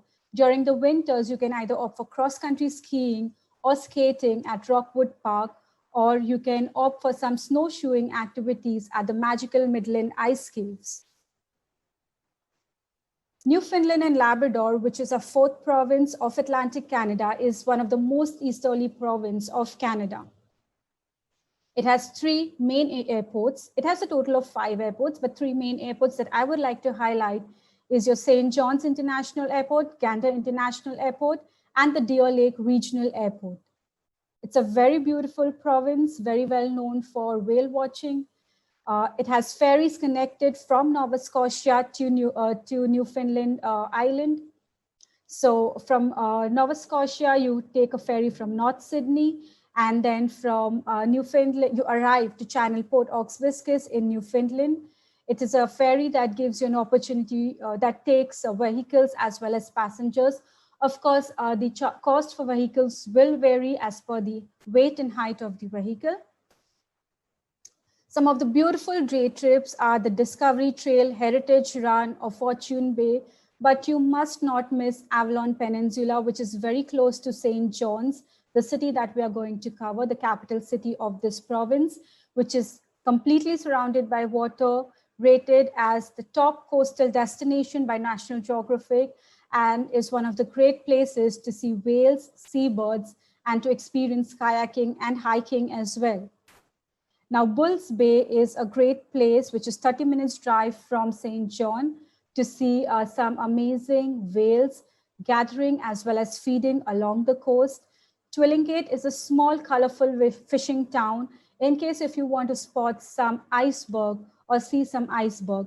But Twillinggate is approximately 5 to 6 hours drive from St. John's. So it's always recommended that you stay for a night or so at Twillinggate.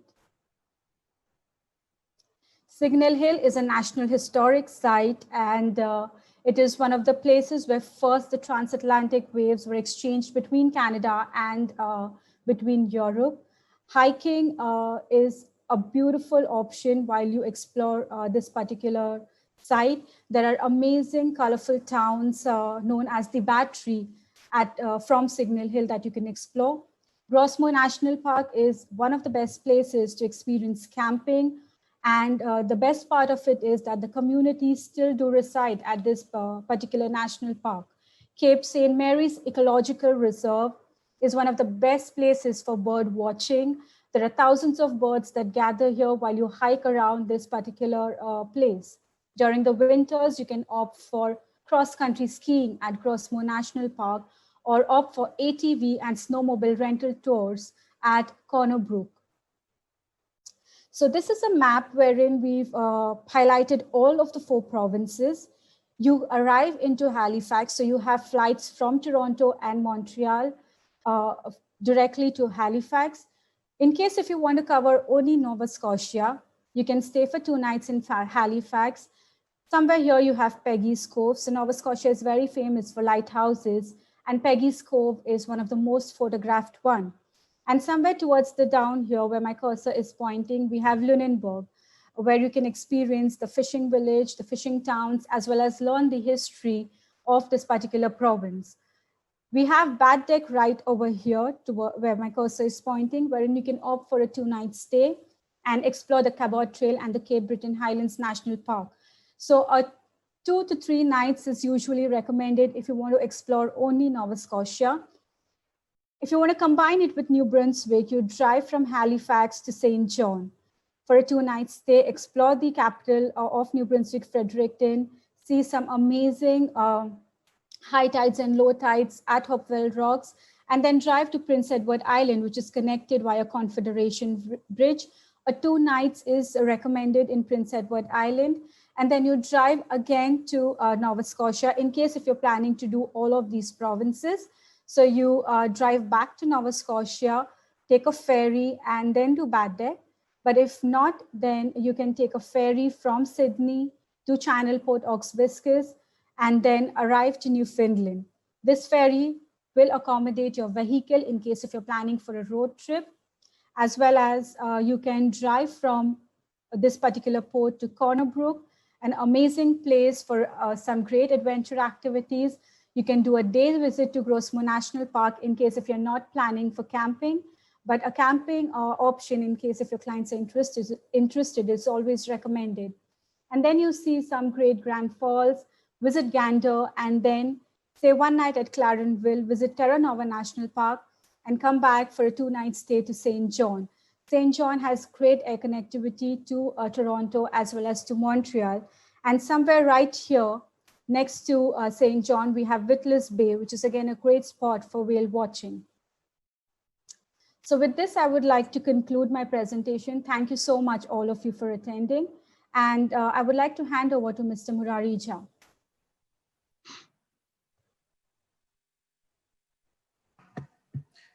Thank you, Carol. Thank you, Carol and Mr. Bas, for enlightening the audience with minute details of Atlantic and Central Canada. We have a few questions for both of you, Mr. Bas and Carol. The first set of questions is from Ms. Ratna Shah, Business Development Manager, Flamingo Transfer.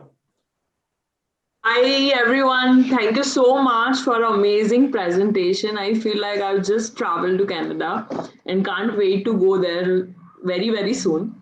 So my first question is, very simple. I think when can we start traveling to Canada, and when we are expecting the country to start for the tourism? Thank you, Ratna. I'll take that question. Yes. It's good to see you again, and thank you for being online with us. Yes. You know, that's a question that everyone's been asking Jackie McLean, who came on a little earlier. And as all clear for now, that non-essential travel in terms of leisure, MICE, or corporate is not permissible at this stage. Right. And we are hopeful that that things will normalize. But no organization at this stage can give you a confirmed answer. So whilst we all have some indication as to we can look at perhaps a resumption, I think for now we should remain with with pushing package sales for summer 2021. So you're hopeful for summer 2021, right? Yes, I think we have, by and large, the industry has accepted that summer 2021 is on the cards. Anything earlier, such as spring, which is March and April, may be a challenge. But definitely we are looking at going onwards from end of May onwards throughout the length of the summer season. I think all of us are keeping our ears peeled about the news on the vaccinations and the schedules. Governments are putting themselves up at various levels. So I think all of that will just kind of fall in place, Ratna, in my personal assumption, that by January, I think all of us will have a very clear idea where we are headed with this. I hope so. With the current trajectory of news that comes out in the public domain, it appears that by January, we'll have much more deeper clarity. Okay. My second question is, what are the COVID rules for entering into the Canada, and what are the precautions being taken while at the airport and when people are there? Because safety is one of the major concerns for the people. Yes, thank you for that question. It is a good question. You know, the situation is still evolving, and as Jackie mentioned earlier, it is still very dynamic. So currently, when it comes to leisure and corporate or MICE travel, we still have to have a little more clarity. So I'm afraid I can't answer that question at this particular platform, but I will, I think, in due course as we come towards the end of the webinar sessions in December. Sure. I really like to congratulate all of you, and it was, Carol, really amazing presentation. I feel like I was there with you in the journey to Canada. So I really hope to see you all in Canada soon. And it's my first love country. So hopefully soon. Thank you. Next question is from Ms. Nizora Mukherjee, Manager Outbound Products, Yatra Online. Nizora, please. Thanks, sir. Thanks, Carol, for the wonderful presentation. I had a question. Now we know there are a couple of whale watching spots in both Quebec and Nova Scotia. Which particular spot would you recommend as the best in terms of its reach and accessibility? All of the spots are really great, Nijora, whether it is Quebec, whether it is Nova Scotia, or whether it is Newfoundland. So the accessibility, majorly people love to travel to Quebec, and they can definitely opt for a whale watching tour from Quebec City. But in case if you're planning to cover Atlantic Canada, you must visit Newfoundland and Labrador, as it has amazing whale watching experiences where you can, even that, for that matter, Nova Scotia at the Bay of Fundy, where you can see the whale watching right along the coast. So these three are the highlights to see whale watching. Another thing is that during the summer, the best time to see whale watching is from July to August. And during the fall, it's September and October. Though there are chances you can see whale watching from May to October. All right. Thanks, Carol. My other question would be, which is the most scenic route for somebody who has to, say, drive from Toronto to Halifax? Okay, directly a drive from Toronto to Halifax is not recommended because Yes, the route which has to be followed, say, over a course of a week or 10 days or 2 weeks. So it's preferable you start your journey from Quebec. If you want to drive directly to the Atlantic Canada, that is very close to New Brunswick. But in case if you want to directly fly out from Toronto, you can start your province or start your itinerary from Nova Scotia, Halifax, and then you can proceed ahead to New Brunswick, Prince Edward Island, and the kind of itinerary that you want to create for your client. Okay. Can you also give me a sense of, say, a 5 to 6 days itinerary in Atlantic Canada, which covers the best of the cities? And are ferries operational between Nova Scotia and Newfoundland?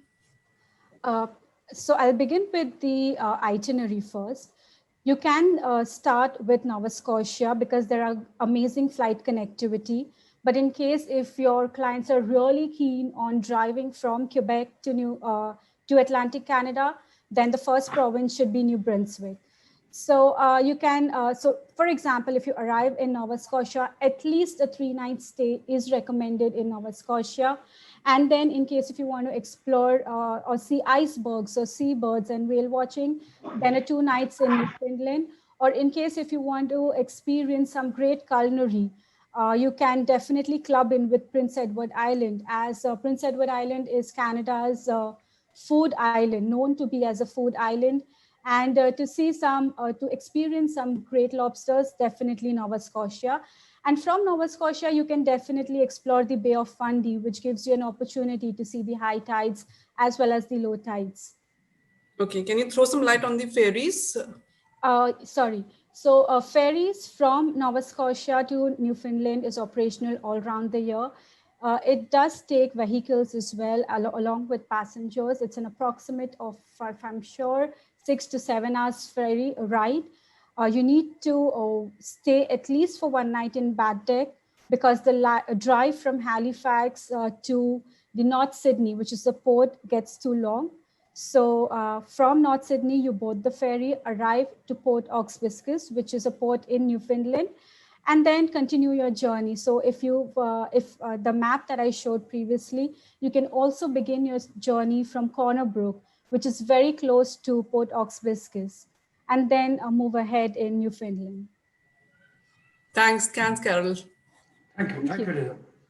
We also have questions from Mr. Pankaj Nagpal, Managing Director, Travel Stars Holidays and Destinations. Mr. Nagpal, please. Yeah, thank you. Hi, Carol. That was a good presentation, honestly. Thank you. So we've been discussing like the East Coast and some of the central parts like Nova Scotia and all that. So just like when we talk about the East Coast, do we have any guided tours to the winery regions in the East Coast right now? Like, and what does it all include if at all they are there? Like, yeah, so there are 2 amazing places that you must visit when you are exploring East Coast. One is for the wineries, especially. One is Niagara-on-the-Lake, and there are guided tours. Now, each tour operator, each company does have different inclusions. Like you visit 3 to 4 wineries, you have some wine tasting samples. Some tour operators do opt for the cheese tasting as well. Likewise, if you want to explore a winery in Atlantic Canada, Nova Scotia is the best place. the Annapolis Valley. So you can, the guided tour begins from Halifax, and then it takes you to approximately 2 to 3 wineries. And some of the tour operators do include lunch as well in these guided tours. Okay, great. Just one quick question about Nova Scotia. Do we have a connectivity, like ferry connectivity between New Brunswick and Nova Scotia? Do we have ferry connectivity? Yes, we do have. So St. John, the city that we just covered in our presentation in New Brunswick, from St. John, you arrive into Digby, which is a place in Nova Scotia. It's an approximate of 2.5 to 3 hours ferry, and it operates all around the year. Oh, okay. And even during the winters and everything, it's normal operations. Yes, it's normal operations. Okay, great. It has basically 2 departures per day. Okay, great. Thanks, Carol. Thanks so much. Thanks. Pankaj, I'll just add in a small bit over here for you. Carol presented in our deck about doing a kind of a journey from towards Newfoundland and Labrador. And as part of the itinerary, she also touched upon a city called Gander. Just so that it has a lot of interesting history behind it, because not too long ago, Gander made world news during the support for passengers stranded as a result of the 9/11 situation. Right. And this is a town of 10,000 people that played host to 6,500 stranded passengers. And you had 38 aircraft, commercial aircraft, and 5 military transport aircraft that were diverted to Gander during 9/11 when the skies were shut down. Right. And so there's a movie done on this, and there's even a book written, and it's an interesting town to visit. I've done it personally. And so as part of that itinerary, I would really recommend that if you can sell these sort of itineraries that have these unique places in history, then even a town like Gander would find importance on a road trip journey when you're looking at Newfoundland and Labrador. Just thought I would add that part since you were talking. I've heard about this. I think the people there even hosted all the passengers and stuff like that. I think that's. So, they had only 500 hotel rooms, and they had to look after 6,500 passengers and over 400 odd flight crew. Right. So people opened up their homes. They opened up the elementary school.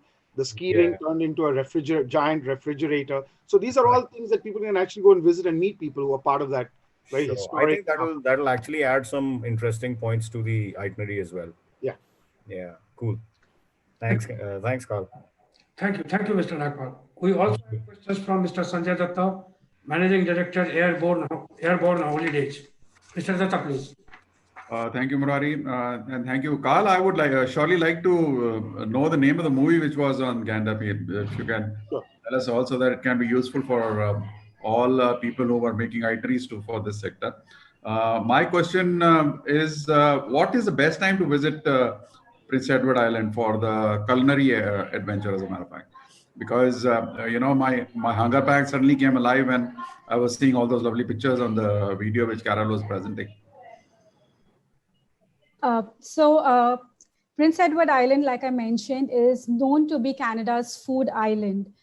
There are lobster season, which is between April, May, June, and during the falls as well. As well as you have some amazing culinary festivals like Fall Flavors, which gives you an opportunity to explore these particular places. Plus, there are some events that regularly keep happening. You can take part in activities of catching the lobsters, as well as some clams and all of these. Prince Edward Island is a very small province, and anywhere you are in Prince Edward Island, 16 kilometers away is the ocean, is the sea coast. So it is an all-round seafood destination if you are a seafood lover. But yes, there are various farm-to-table traditions as well that Prince Edward does offer. Thanks, Carol. And the second question is also again on the timing part, basically. What is the best time to see whale in the wild in Newfoundland and Labrador? So the best time for whale watching is always between July and August, and during the fall, which is September and October. Though there are chances that you can see or spot them between post-May onwards until October. Okay, Thank you so very much. I'm scheduled to visit Quebec next year, but hopefully we can. And in case we do, I think this is surely going to be on my bucket list. Thank you, Carol. Thank you, Carl. Sanjay, the movie's name is called You Are Here. It was made in 2018 and released Sorry, on. come again. You Are Here. YOU. Okay. Yankee Oscar Union. You Are Here. Thank you. Thank you. Thank you, Ratna, Nijwara, Mr. Nagpal, and Mr. Datta, and of course, Carol and Mr. Baz for responding to all these questions. Up next, we have a special speaker amongst us all the way from Canada, Mr. Prasad Gopinath, President, DMCI. Mr. Gopinath brings over 38 years of experience to the business as founder and president of DMCI.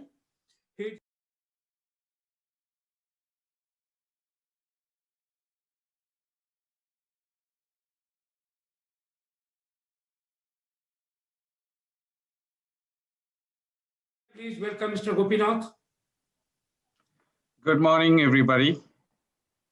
Thank you for having me, and thank you for taking the time out to attend this seminar, this webinar. Can everybody hear me? Yeah. Okay, all right. So what I was planning to do today is basically dwell on summer 2021. We have a product line more or less ready, and they are in the course of being loaded onto the website. I'll do a quick overview of what we have and what we think will sell in your markets. Of course, this is all, this all could change as we go along. To start with, we are based in Toronto. My coordinates are here. A copy of this presentation is with Conrad. So anybody who would like to receive a copy of it, they can go directly to him, or you can email me and I'll email it to you. So what's happening for 2021 is we feel that these group tours may not take off, but a lot of FIT is going to happen. If you're looking at FIT programs, the best programs that I can suggest is one of the best, self-drive holidays. You have a vehicle at your disposal. You can drive anywhere in Canada.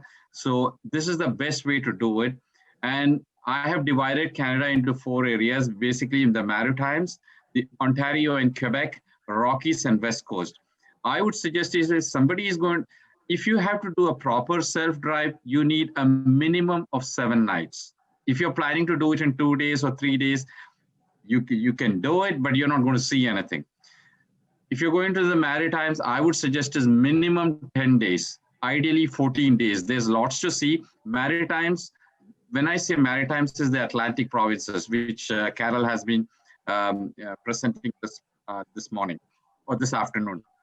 So there's lots to see. It's mostly driven by nature, outdoors, and there's lots to do, the Cabot's Trail and so on. I'm not going to go into the details of it. If you're coming to Eastern Canada, which is Ontario and Quebec, you can start in Ontario and end in Quebec and then fly out from Quebec. Of course, Rockies, Calgary, and Calgary, all the way from Calgary to Vancouver. And there is an interesting itinerary on the West Coast, which is there on my website. So these are all different self-drive packages that's possible. What do we offer in self-drive? We recommend a SUV. This is the ideal vehicle to drive in Canada. A typical SUV is a Ford Escape. Then we have a minivan that can take up to 7 people. We have a sedan which can take up to 5 people. Typically, these vehicles, irrespective of how many seat belts they have, my recommendation is 4 people. If it's a minivan, max of 5 people. Do not expect more than, if it's a minivan, 2 suitcases, 1 large suitcase, 1 medium-sized suitcase, 2 small suitcases. That is what goes into a minivan. SUV will take maybe 3 suitcases at the most. So the suitcase space in these vehicles is limited. If you have large families coming with a lot of luggage, then you may need to take more than 1 vehicle to take care of this. You of course need an international driver's license. You need the person who's going to drive, in whose name the vehicle is booked, must have a credit card with a minimum space of 500 Canadian dollars. the rental company will take they will take a hold for $500. That's against any outstanding traffic tickets or whatever else happens with the vehicle. We package this with accommodations and admissions. All the tours can be done by themselves. Now, if you want to book tours, we will do that. We recommend that you stay out of town, that is near the airports. Parking is less expensive. Sometimes parking comes free. Downtown parking is, you are looking at $30 a night. Okay, so it will be cheaper. Now, if you are talking about a self-drive package in Toronto or Quebec City or Montreal, we suggest is you leave the car at the airport, at your hotel, take Uber to downtown and do the tour. Because if you are planning to bring the car downtown, parking is going to be a challenge. First of all, your clients may not know where are the parking spots, and there are restrictions, like there are parking spots where you have to remove the vehicle by within 2 hours time. There are parking spots where the vehicle should be removed by 3 o'clock or they will tow it. If they tow the vehicle, it's a humongous challenge getting it back. Okay, the next one we are working on this year is van tours. Now, these are basically designed for small families, 4 to 9 persons. We call it a family bubble, which means we will not be taking people, anybody who comes in, they can sit on this vehicle. The vehicle will be purely assigned to that one family who you book with us. We offer minivans and sprinters. It comes with accommodations. It comes with admissions. There is no tour leader on these things, on these tours. We offer a driver come guide, and the driver come guide will typically take care of all the tours and all that stuff. We also offer pre-recorded commentary on this. Now, if you want a tour guide, a step-on guide, that is possible, but that's quite expensive. So we can do that, but it all depends on how many people are sitting in the vehicle because of the social distancing issues right now going on. So we offer these across Canada, van tours. At this moment, we have ready packages for Eastern Canada, the Rockies, and Vancouver. We have not put together any van tours for the Maritimes because there is no demand for that. The demand for tours in the Maritimes is more self-drive rather than van tours.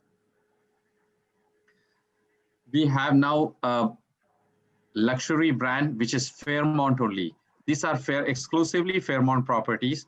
And everything is based on private tours, private transfers. We are also offering gourmet meals, spa treatment, helicopter tours.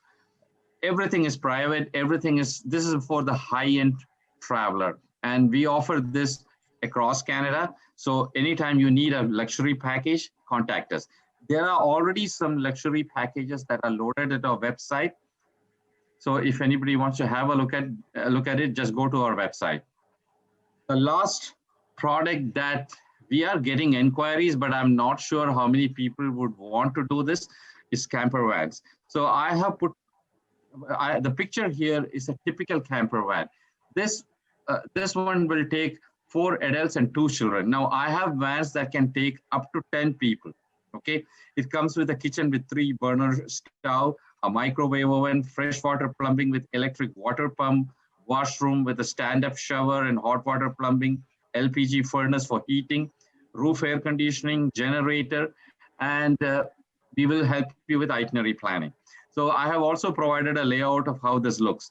Now, there are a few things that as we go along, I'll explain to you that you have to take care of or consider when you are offering a camper van holiday. The most important thing is you are driving your own vehicle. These are not small vehicles. Parking is not instantly available everywhere. So there are quite a few things you have to watch out. And if you contact us, I'll give you the checklist that you have to go through before you sell a camper van vacation to somebody. Now, camper vans are good for the Maritimes. They're excellent. You can go, there are a lot of trailer parks and camping grounds and so on. Same thing with Quebec, lots of camping grounds. Same thing with Ontario. Now, the same thing applies in the Rockies and on the West Coast. So these are now, besides this, of course, we provide a lot of other programs like mini breaks, and so on. But I have not dwelled on them. Mini breaks are typically 2 nights. I don't think anybody from India is going to come to Canada for 2 nights. Now, if you have clients who are VFR and they want, a lot of times the families are not able to take them around because they are busy. They have to go to work. You can offer the mini breaks. These are 2-night packages. You can extend it to 3, 4, whatever. And we have listed all our mini breaks online. So you can go to our website and check it out. Now, some of the rates right now are expiring. We are loading the 2021 rates are ready, and they are already being loaded one by one. So if you don't see the 2021 rates, just give it a week and it'll be there. One other important thing I would like all of you to note, all the products listed at our website include all taxes, the Canadian GST, the GST we have to pay here, and our 10% commissionable to the travel agent on the base price. So if it is $113, you get your 10% on $100. So that's how it works. So that's what I have to present for this. We of course do group tours and small group tours and all that, Northern Lights. So we are offering ski packages for this winter and so on. So if there is any interest in any of those products, please feel free to call me or email me. Thank you. Thank you, Mr. Gopinath, for this informative presentation and introducing some innovative products. We have a couple of questions for you as well. Sure. Request Mr. Anderson Mohan, CEO, Kennedy Holidays. Mr. Mohan, please. Good morning, Mr. Gopinath. Nice meeting you. I basically I'm interested in 2 things. One is the Canadian Rockies and another one is the Atlantic Canada. In Atlantic Canada, regarding various provinces, what are the experiences we can have? That is one I want to know. And regarding Halifax and Peggy's Cove, I think we have to focus much, I think, because I've been personally there and seafood restaurant there. And when you go to St. John's, regarding we were left in the museum as well as the farms market, and that was not there in the presentation. It is the most valuable attraction, I think. What do you think in Atlantic Canada, in various provinces you can have experiences? Atlantic Canada, Carol has already gone over a lot of the things, so I'm not going to go into the details of it at this moment. But I would stress is you fly into Halifax, so do not bother to drive from Ontario to Halifax. It consumes a lot of 14 hours of driving, and you'll be dog tired by the time you get there. So my suggestion is fly into Toronto and then take a connecting flight to Halifax. And once you're in Halifax, you can pick up a car at the airport and do a self-drive.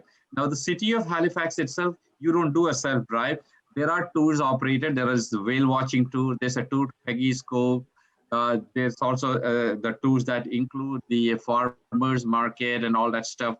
So you can do all the tours from the city of Halifax. And once you finish that, you start driving down to Lunenburg and Digby and so on. So you can do from Halifax a tour of Nova Scotia, then come to Newfoundland and Labrador, from there to New Brunswick, then go back to Prince Edward Island, and drive back to Halifax, drop the car off. Typically, I would suggest this minimum 10 days if you really want to do it, because a self-drive holiday means you can take your own time, and so do a 10-day holiday. You will enjoy it. Bring a GoPro. It is very important. This GoPro will be able to catch all the good things that you need. Okay. Yeah. Thank you. Just a minute, Mr. Gopinath, may I request you to stop sharing the presentation? Pardon?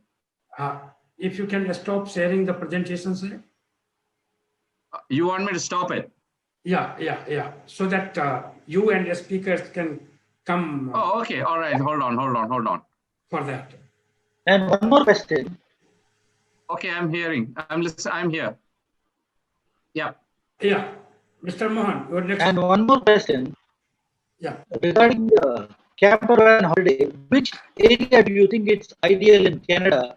and how many nights you think it will be nice? Because it's a new thing for Indians. So how many nights you think and which area they should use that for trial and error basis? I want to introduce it in India with my Lasik clients. Okay. The Mohan, the campervan holidays, you can do it across Canada. Okay, whether it's Maritimes or Quebec or Ontario, whatever. The most popular campervan holidays I have seen, the most popular route is the Rockies to Vancouver. Okay, as well as the West Coast, which is Vancouver, Whistler, Nanaimo, Tofino, Victoria, Vancouver. So these are more as well the Rockies, Calgary, Banff, Jasper, and so on. So these are the most popular routes as far as campervans are concerned. Now, one thing you must remember, it is not like driving a car. A campervan you can drive on, we recommend is a maximum of 4 hours, not drive 8 hours. Like if I am driving an SUV, I typically drive 8 to 10 hours. I have no problem. But campervans, you cannot do that. The first rule of the game, go slow. Okay. Second rule, you have to be prepared. There's a lot of trip planning required. So it's not like you can just hop into the driver's seat and drive away. So you need minimum of, in my opinion, minimum 7 to 8 clear days. Did I answer the question? Yeah. I think I'm. Thank you, Mr. Mohan. We have next set of questions from Mr. Nalin Kapadia, Chairman, Stop and Shop Travel and Tours. Mr. Kapadia. Hi, Nalin. How are you? It's back. Mr. Kapadia, can you unmute yourself? Go ahead, please. Mr. Kapadia, can you unmute yourself? Oh, yeah. Oh, sorry, I forgot. Okay, yeah. I'm there. Great. Nice talking to you again, Prasad. My pleasure. Prasad, we talk about all this van and camper vans and all that. I think a lot of knowledge has to be given as to you just can't park a camper van anywhere. You just have to go to the camper van parking. You need the sewage arrangements, the cleaning, and there are a lot of things involved. Plus, you don't drive camper vans generally in a city unless you are just passing by. That's a different ball game. So then again, whenever you have a camper van, you need another support system everywhere to go to a city for tours and all that, and then you come back. Unless you are in a smaller town where probably you can take a camper van and park in a parking lot. But that would be very tough, first of all, to finding it in near any kind of spot. So what do you recommend to do? See, it's just about camper van. It's not just about a good camper van. It's just about how you do it is the most important aspect. There are three things that goes into this camper van business before you hop into the driver's seat. The first thing is trip planning. Trip planning is the most important thing. What happens in the trip planning or what goes into the trip planning? First of all, you have to decide what's the route you want to drive. When do you want to leave? What time do you want to stop that evening? Because as I explained to you, typical driving time recommended by any camper van, anybody who's good at camper vanning is 4 hours. Okay, you have to go slow. The second thing, where can I gas up? You cannot drive your camper van into any kind of filling station. You have to first decide, is this vehicle taking diesel or gasoline? So all the gas stations don't carry diesel. So you have to find gasoline stations that have, and there are app devices which provide you all this information. Okay, truck stops and so on. Now the third thing, most people are not aware of it, dumping. You have sewage tanks. It has to be emptied every day. So if you are going to start driving, it's a part of your trip planning, dumping. Okay, then the most important thing, where are you going to park overnight? You cannot park anywhere in Canada. They will tow your vehicle away or they will fine you. So yeah, you can park in Walmart parking lots. You have to get a permission from Walmart to park in their parking lot. It's not like, oh, this parking lot can park 100 cars, so I'll park it here tonight. Okay, so these are all important things that goes into the trip planning. The next important thing, where am I going to stay overnight? Am I going to stay in the camper van? Am I going to stay at a hotel? Am I going to stay at a trailer park? So on. Okay. Now, in this part of it, okay, you can also do what is known as Boondocking. What is boondocking? Boondocking is basically you find a nice quiet place in a park, you can park there. And a lot of parks allow you free parking. But you should know, it all goes into the research where you can park, where you cannot park, and so on. So this is extremely important. Now, hotels, if you're planning to stay at a hotel, most hotels will not allow you to park their camper vans there. Okay, unless you are staying at an out-of-city hotel, which is an airport hotel or a suburban hotels. They have lots of parking space. They'll allow you to do it. They may charge you something, but typically they will allow you to do it.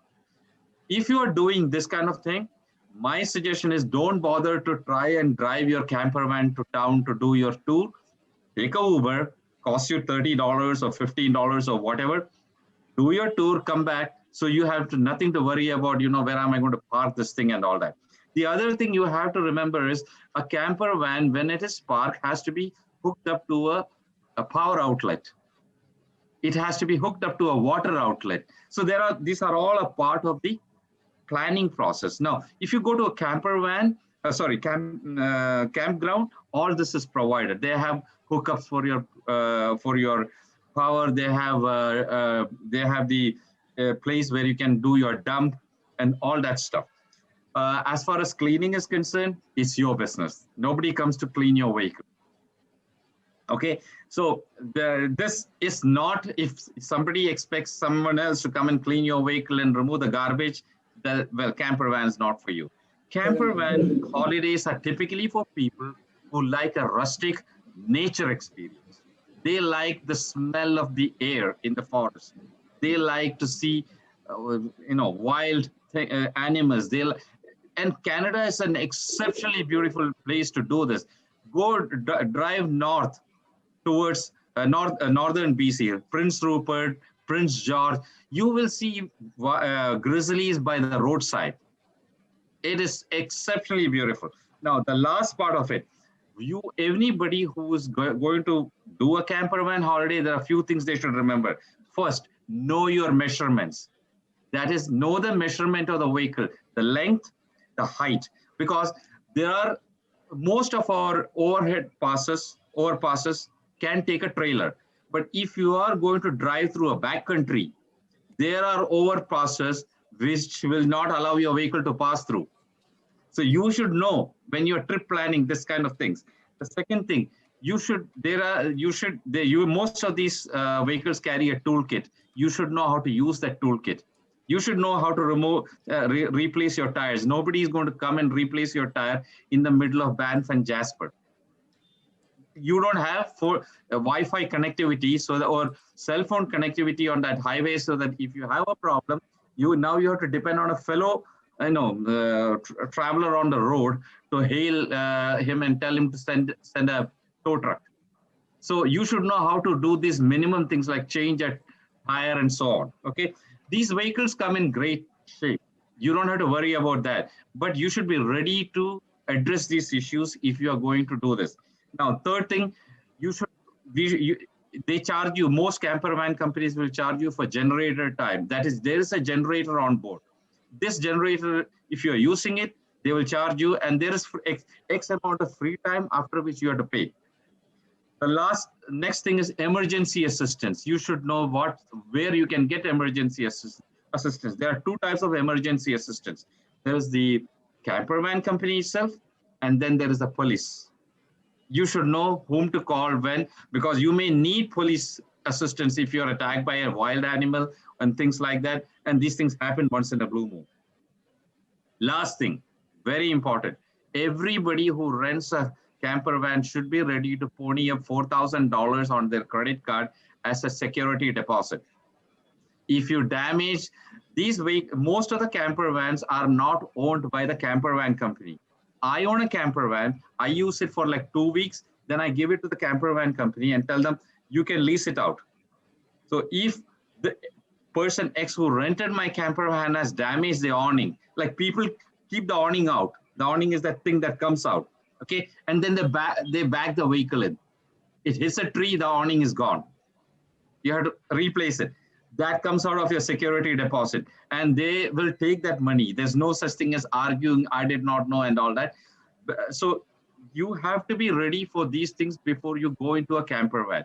If you are not ready with these things, and that's why I said camper vanning, unlike what everybody say, oh, let's go camper vanning. This is not meant for everybody. This is meant for people who like to weather it out, like a rustic experience, like the smell of earth. Okay. Now, if you don't want to do all these things, my suggestion is do a self-drive. Carl has done it. Okay. Rent a Ford Escape or something like that. Book your hotel rooms, drive city to city, no hassles. You can drive 10 hours, 12 hours, 8 hours, what you like. So that's my 2 cents worth on camper vanning. Great. Yes, I agree with you that car is much better. Like, as you said, Carl has done it. We all have done it probably everywhere in Canada, USA. The car is much simpler and easier to handle. And certainly, I would. What would you say? You need a minimum of 2 drivers to do this kind of journeys, whether it's in car. Ideally, most of minimum 2. I'm saying minimum 2. I'm not saying maximum 2, but minimum 2. My opinion has always been minimum 2 people, because you always switch, and it's nice because somebody who's driving is not necessarily enjoying the scenery. Yes. Now, one advice I have to give you is, if I was going to camper van, I will never stay in a camper van park. I will stay in the boondocks where I have total privacy, because my whole idea is I want privacy, I want fun, I want a rustic experience. I'm not going to park myself next to 1,500 other trailers. Okay. Now, if you have finished asking me questions about this, there are a couple of things I wanted to dwell on, which were questions asked. Okay. First of all, one of the things Arun Pandya said about the US Customs opening your suitcases, my Samsonite was destroyed by US Customs. Okay, it was one of the older Samsonites. Now, whatever suitcases come, they come with a TSA lock. So if you're buying a new suitcase, make sure you have a TSA lock. It's mentioned on the suitcase, TSA lock, which means TSA can open it without destroying your suitcase. Okay, number 1. Number 2, whale watching, whether it's in Halifax or whether it's in Quebec. In Quebec, there's a place called Tadoussac. It's 4 hours from the Quebec City, driving time. You can go to Tadoussac and go on a whale watching cruise. But typically, I would suggest is, if you're doing that, stay overnight in Tadoussac. Now, third thing, very important. I have seen people from India dressed in summer clothes and go on a whale watching cruise and freeze to death. It gets very cold on the water, irrespective whether it's summer or any other season. Extremely cold in the water. So you must wear warm clothing and dress appropriately. Some of these whale watching companies do offer you jackets, warm winter jackets, but remember that jacket has been worn by 1,500 other people. Do you want to do that, or do you want to bring your own jacket? That's a question you have to ask. So remember to dress warm. Okay, Toronto to Halifax, 5 to 6 days program, don't do it. Fly to Halifax, do your tour from Halifax. You will get the bang for the buck. Otherwise, you're wasting your time and wasting your money. Last one, guided tours on the East Coast, wine tours. Yes, we are offering wine tours on the East Coast in Ontario, as well as in the Maritimes. We have private tours. We have the other ones, which is seat in coaches right now off the table, but it should come back. Now, the private, they also offer tours, which is wine and cheese. One additional thing is, we have a wine festival. We have an ice wine festival in Ontario. Very popular. So if you want to book it, you have to book it well in advance. That is the hotel I suggest is the Prince of Wales. This is not in Niagara Falls. This is not in Niagara on the lake. It's a very, it's one of those boutique old style hotels. It's and they do a fantastic job for wine and cheese. I have tours where they will take you to 5 or 6 different wineries, and it's a wine and cheese tasting tour. It's not a winery tour, and that is done private, because you are going to consume enough wine where you are not allowed to drive. So we do that private. That's it. Thank you. Thank you, Mr. Gopinath, Mr. Mohan, and Mr. Kaparia. We also have many questions from the audience, which I am sure that Team Destination Canada will be taking up. Now I would like to welcome Mr. Baz to extend his thanks to all our speakers, partners, and our great audience. Mr. Baz, please. I just want to thank everyone in closing, especially our dear fellow Canadian stakeholder, Prasad, for logging in from Toronto. I think he must have logged in at 4 in the morning to be here with us. So thank you, Prasad, for being here at that hour in the morning. I'm sure the sun has begun to rise. It's probably around 6:30 by now in the morning. It's just hitting 7. So I hope you have a good warm cup of coffee and a hot breakfast. Wish you the best. Thank you so much. Thank you, Nalin, for being here. Really appreciate you taking time to be with us. To Sanjay Datta, I can still see he's still on. And to all our listeners and viewers out there, we hope to enjoy your support. We look forward to an exciting summer 2021. And we still have 2 more webinars to go before we close the end of the year. Thank you very much to Murari and the entire team at Informa Markets, and of course to my team back end for putting this presentation together. And thank you and wish you all a very good evening. Thank you all. Thank you, Mr. Baz. I would like to thank you for being a part of this informative webinar on Atlantic and Central Canada. I hope you enjoyed viewing the same, along with IRCC, Air Canada, Destination Canada, and DMCI. This is Murari signing off for now. See you at our next webinar. Stay safe, stay healthy. Thank you. Thank you, everyone, once again. Thank you.